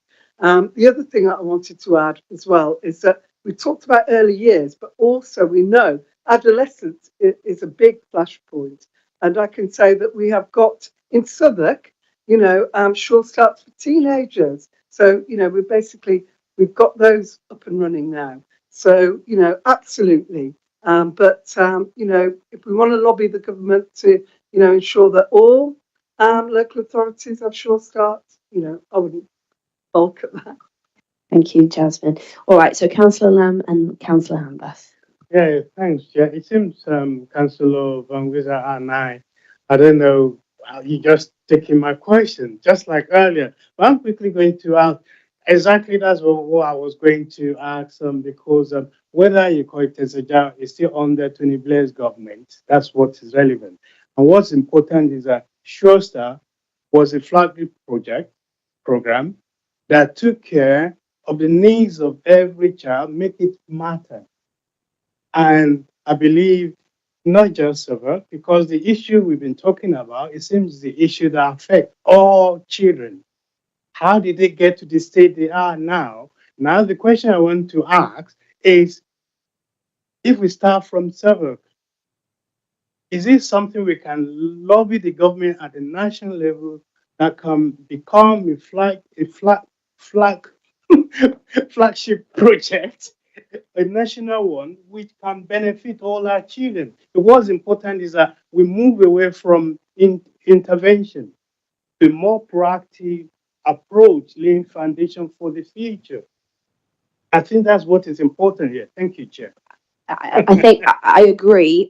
Let's try and stick to Southwark if we can, particularly given that it is 9:15. I'm sure we all want to get home. So, I don't know if you've got a brief comment on that. Super brief, please. I think let's give the new government a chance, really. I'm up for lobbying anyone, you know that, but I think they're making the right noises. And on this particular agenda item, I think it's really amazing that, we're hearing, let's look at well-being as well as exams. Do you know what I mean? In a way, that gives us a license to do even better than what we're doing. Yeah, that's great. All right, so Councillor Hanvas, then Councillor Bentley, and then we'll move on to the final agenda item. Thank you. That was very interesting from all of you. And my question is about, within the chart, it says we ensure that children's additional needs are identified early. Now, that's very difficult, I think, at the moment, because since COVID, the waiting lists for diagnosis for things like ASD and ADHD and other sort of neurodiversities, which might be linked with poor behaviour, increased risk of exclusion, etc. Those waiting lists have gone up dramatically. Is there anything we can do as a local authority to deal with that? Because that's more CAMS and the health service and Southwark. I'm just wondering, can we do anything to help get those children identified and diagnosed earlier? I think you're right. And I mean, what we've seen after COVID is an explosion, really, whereby neurodiversity that often translates into full-blown mental health issues. And that, we never saw that trend as exaggerated as it is now before COVID. So I think, that's absolutely what we have to do. There's an ICB, Integrated Care Board, which is about bringing health and social care together. We have got in our structure, sorry to, basically talk about process, but, in order to answer that, we have to reflect on that. We have got now, if you look at the chief officers team, we've got an appointment which is half health and half the council. And, basically I'm having regular meetings with that person, Darren Summers, his name is, in order to look at, the interface on special education needs and disabilities and on mental health, really. And one of the things that you could do, and, I'm not just fobbing your questions off because always we get the most cultured questions from you, Renata, but I think a good idea might be to bring him in here and interview him about some of these issues because, the waiting list for CAMS, is just too long. Although the colleagues here and behind me say, they've got very good relationships with the CAMS practitioners. They're working really hard and they're doing the best they can. But obviously we need quantity, and maybe bringing Darren Summers as part of your look would be good. Thanks, yeah. You've noted his name. Yeah, it's Marsha Douglas. I'm an educational psychologist. I think diagnosis is part of the narrative and part of the story, but actually training and skilling up school staff to be able to identify, regardless of whether a child's got a diagnosis, because you see the presenting needs and we have enough experience to kind of actually respond to those needs. We shouldn't be waiting for a diagnosis alone for us to start responding. So it's really important that actually people feel confident that they're able to identify, and that's part of our offer is training, going into schools, having consultations with them, talking directly with the staff that are at the forefront of working with these children. And I think we need to give credit to schools. They're working in really challenging environments where actually they know what to do. Sometimes the resources aren't there to help them fulfill it fully. And so I don't think the diagnosis on its own is the only answer, because otherwise that just delays the process and we shouldn't be getting in much earlier. That's really Thank you. interesting. Thank you. Rachel, Councillor Bentley. Yeah, this has been really, really useful.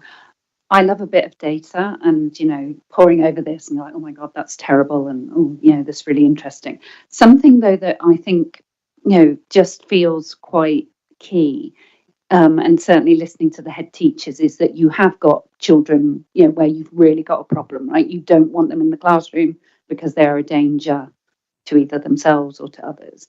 And then you have these other children where it looks like we've got this real issue of not feeling able to be in the classroom themselves because they're scared or they don't feel their needs are being met. And I just think that there is something about that kind of lumping them all in together. And I know you've tried to break it down, but I think that's something that, for me, is worrying, because these are very different groups.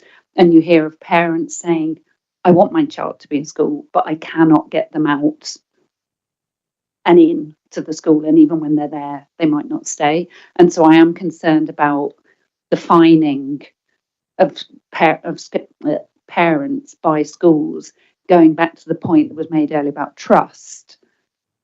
That seems like something that's a real risk of worsening that. So I think there's a question in there. Yeah, I think there's, well, I mean, obviously you can cut data up in lots of ways and group them. I think you're absolutely right. At the centre of everything we do, we've got to see an individual child, and that particular child. And it's important to stress, it's not just the child, it's the child and their family and their parents, because the most immediate influence on the child is going to be their home conditions and how they live. In terms of our ethos and approach, the DFE in the updated guidance for penalty notices, which is defining that you're talking about. Technically, a fine would be something that happens after prosecution at court. This is a fixed penalty notice. They have, for the first time, introduced a national threshold, which is 10 sessions in any rolling 10-week period. That is actually 10 sessions is 5 days absence in 10 weeks. So that is a relatively low threshold.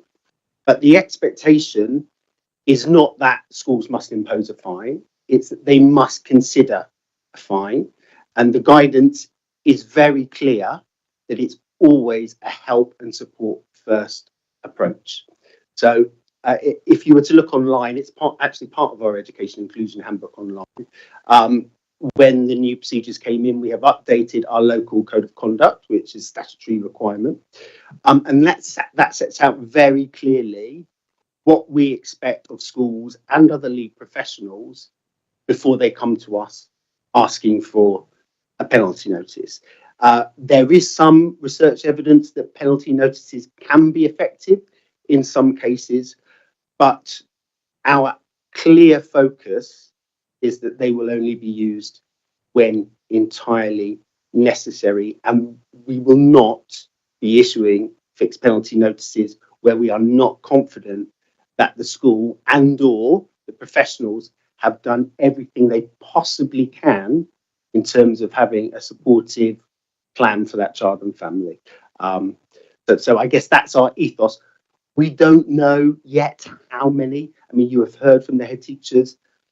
Schools sometimes do think we're too soft, and we're always trying to find that balance between thinking about the needs of not just the children, but the families and the parents, with also the priorities of the schools. And that can be a tricky line to walk.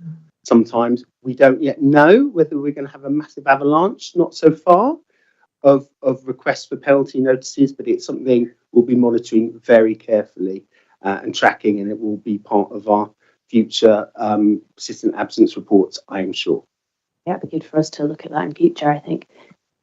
Councillor Ali? Yeah, I just wanted to say on that point, I mean, it's interesting really, but I mean, one of the things that I want to do is to just, get a lot of testimonials from families and just get them to talk about their experience of, Alistair said to me, oh, will it be permanent exclusions or will it be, and I said, no, let's just leave it open, because what I'm interested in seeing is, you know, is there something at school that's causing it? You know, because you've got anxiety, but are they so different? You know, the special education needs, I mean, I don't know, I'm just asking the question. The special education needs, the exclusions and the, you know, the high anxiety. I mean, I've got one family in particular. She's got not one, but two high functioning children with autism. And they've been in their bedroom for the best part of a year, really. And she, you know, we're supporting her, you know, but then equally, you know, there are children that have been in the exclusion system and then, you know, what could be in the PRU. And I just think, let's hear what the families and the children's experience have been. And that might, you know, switch a light on, really. It's not going to answer the whole thing, but it might show us some interesting links between all of those three. Thanks, Jasmine. And hopefully some of the parents and carers we've heard on the commission have been helpful for that thinking as well. Okay, great. All right. Well, look, we could talk about this all night, but we can't. So thank you so much for your contributions. Yeah, we may have you back, but that was really, really helpful. Thank you for your time as well. Very welcome. All right. So the last, I guess, real agenda item of the evening, which is agenda item 7, an update on the education and healthcare plans at Southwark. And we've got Rebecca Davies, the Southwark Send casework manager, speaking, and colleagues, which is great. And I think given all the kind of, I guess, on the ground stories we've heard about EHCPs from occupational health therapists, parents, teachers, it's going to be really interesting to get this update from you guys. So thank you so much for your patience, because I appreciate it's late. You've got around 5 to 10 minutes max to talk. We want enough time to ask questions, so I hope that works. Yes, that's fine. I'll just say who we are. I'm Alistair Smith. I'm the Director of Children's Services. Rebecca Davies, Head of Service for Send. And I'm Emma Pell, Principal Educational Psychologist. Marsh is in my team. I'm just going to speak for a couple of minutes. Anna Chiver, who's the Assistant Director for Send, would like to be here, sends her apologies. But just a few high-level comments before my much more knowledgeable colleagues will speak. Just picking up some things that were said before, I would recommend that the committee commission two reports to read, about the national context. One is completed by the National Audit Office. It was published last month about the Send system. Southwark was interviewed as part of that programme. And another one was completed by ISOS. It's commissioned by the Association of Directors of Children's Services and local county councils network. And both of those are really interesting, insightful assessments of the whole system around Send, because the Southwark context is in a whole system, which is very, very difficult. Just to say, Amit, could we make sure those are circulated to the commission? Great, thank you, Alistair. Just 3 other very quick points.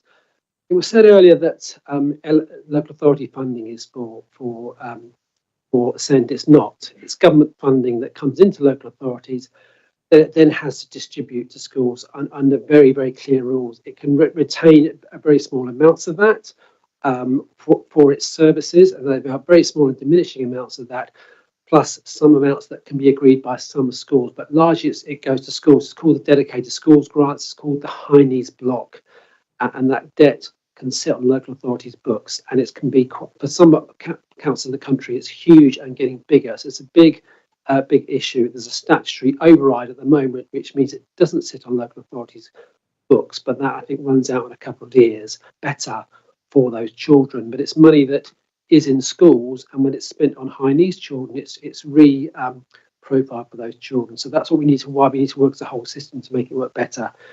Thirdly, about provision was mentioned about schools. We are developing more provision. You can't see that on a Friday and put it in place on a Monday. It takes a long time. It was mentioned about the schools that have been closed. We are definitely it's going to be surfacing plans in the coming weeks about two of those schools. And we've also got Beerman School, which is going to new premises next year, which is expanding provision. So we're doing a lot of that. We need to do more of that, but certainly there's a lot of that on stream, and more details can be provided to the Commission on that.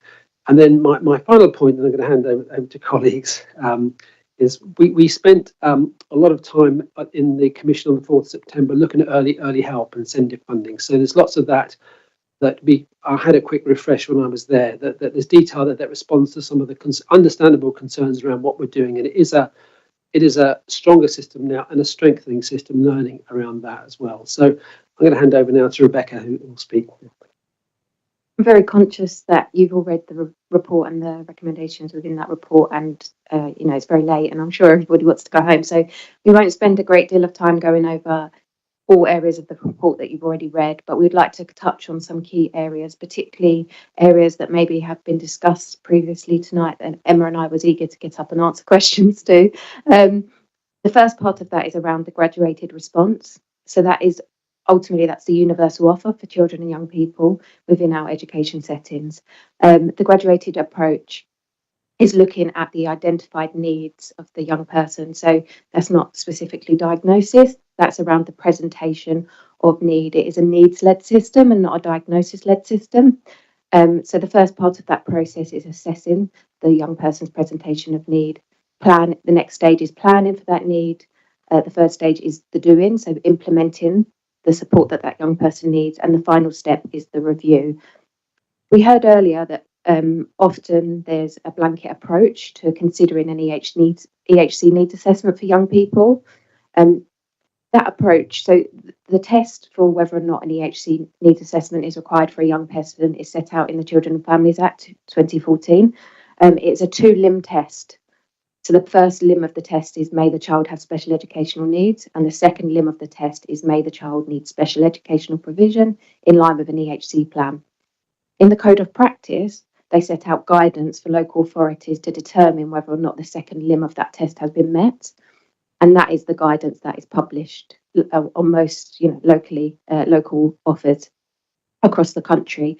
And it's, we're looking at whether or not the school have implemented that graduated approach. So put in purposeful action to assess, identify, and meet the needs of the young person, and whether that provision is having the impact.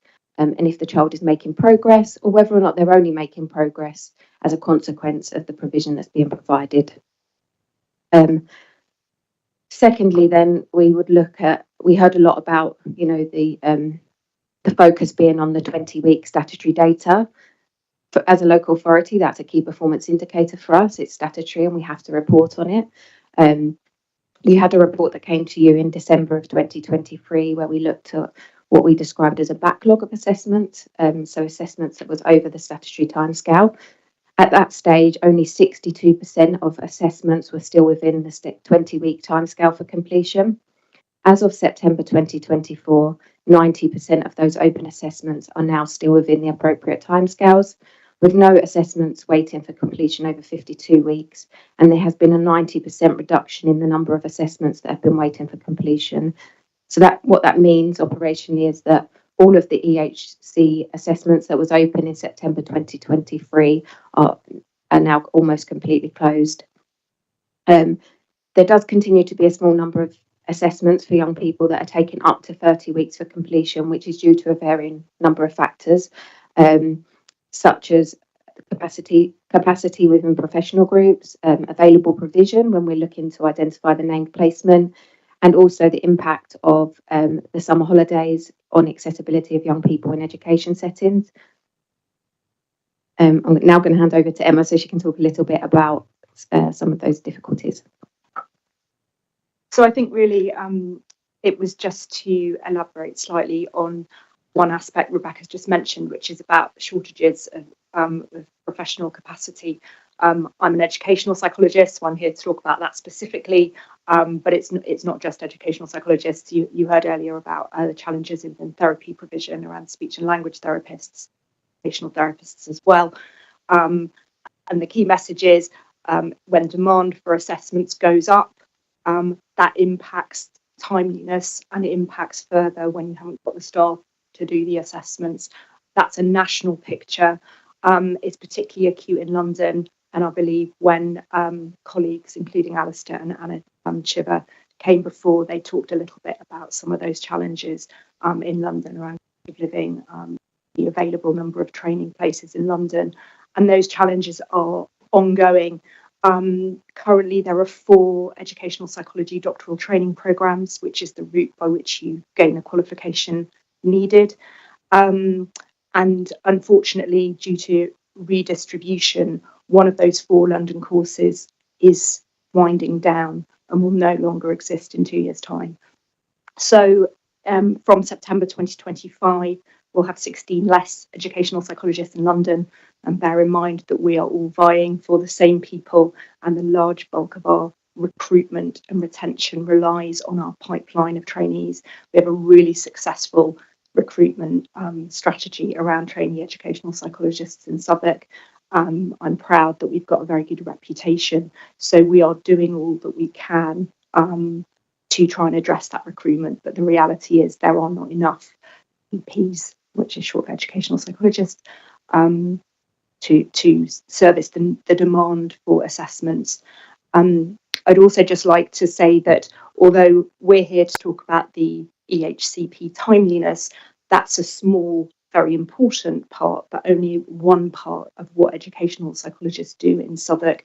You heard from my colleague Marsha Douglas about some of the work around the more vulnerable young people that are out of school. We provide early intervention services, and we income generate on that as well. So there are budgetary implications and a tension between the statutory demand and our early intervention services. But we remain very hopeful, and our partnership working again is something that we're really proud of trying to develop further. So yeah, we're not out of the woods. There are still challenges ahead, but we are moving in the right direction. I was going to touch on tribunals, but I'm conscious of time. So did you want to open it up for question?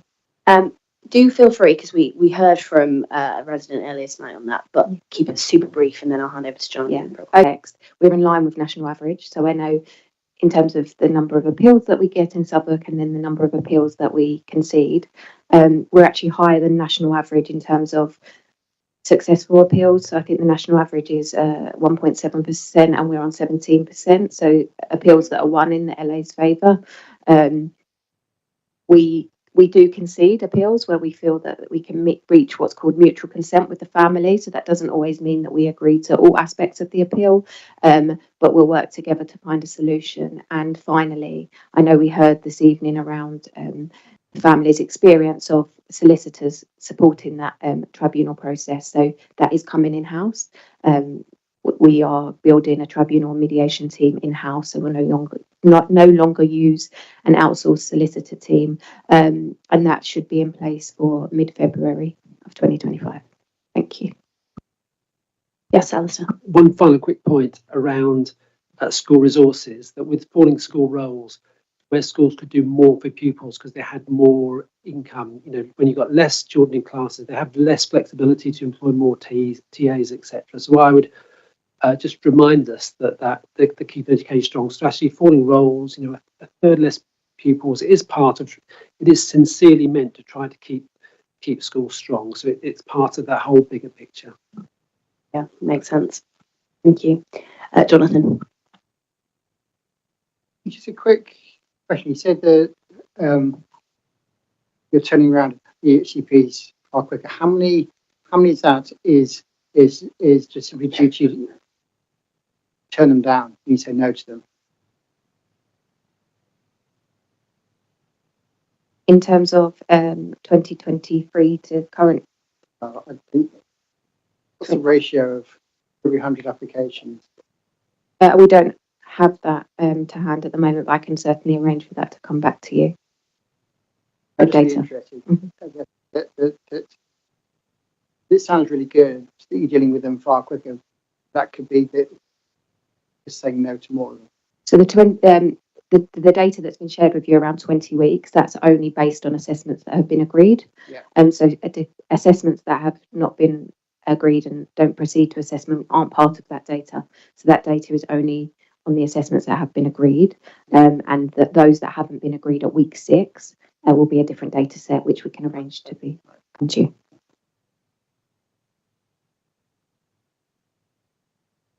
No more questions from members? Yeah, go on, Councillor Bentley. I'm curious about the last thing you said about bringing the tribunal team in-house, and just, I mean, I know it hasn't happened yet, so maybe it's something we'll have to look at in the future. But how is that going to work? I'm just trying to think about the kind of reality of it. And I guess what's driving that? Is it cost, or is it some of those concerns that we heard earlier about conduct? Yes, absolutely. So I think it's really important that when a case goes to tribunal, the individual that's dealing with that case should have a context of the case and have some backstory to how we've got to that point. And of course, there's only so much you can do of that when you're receiving it at an appeal.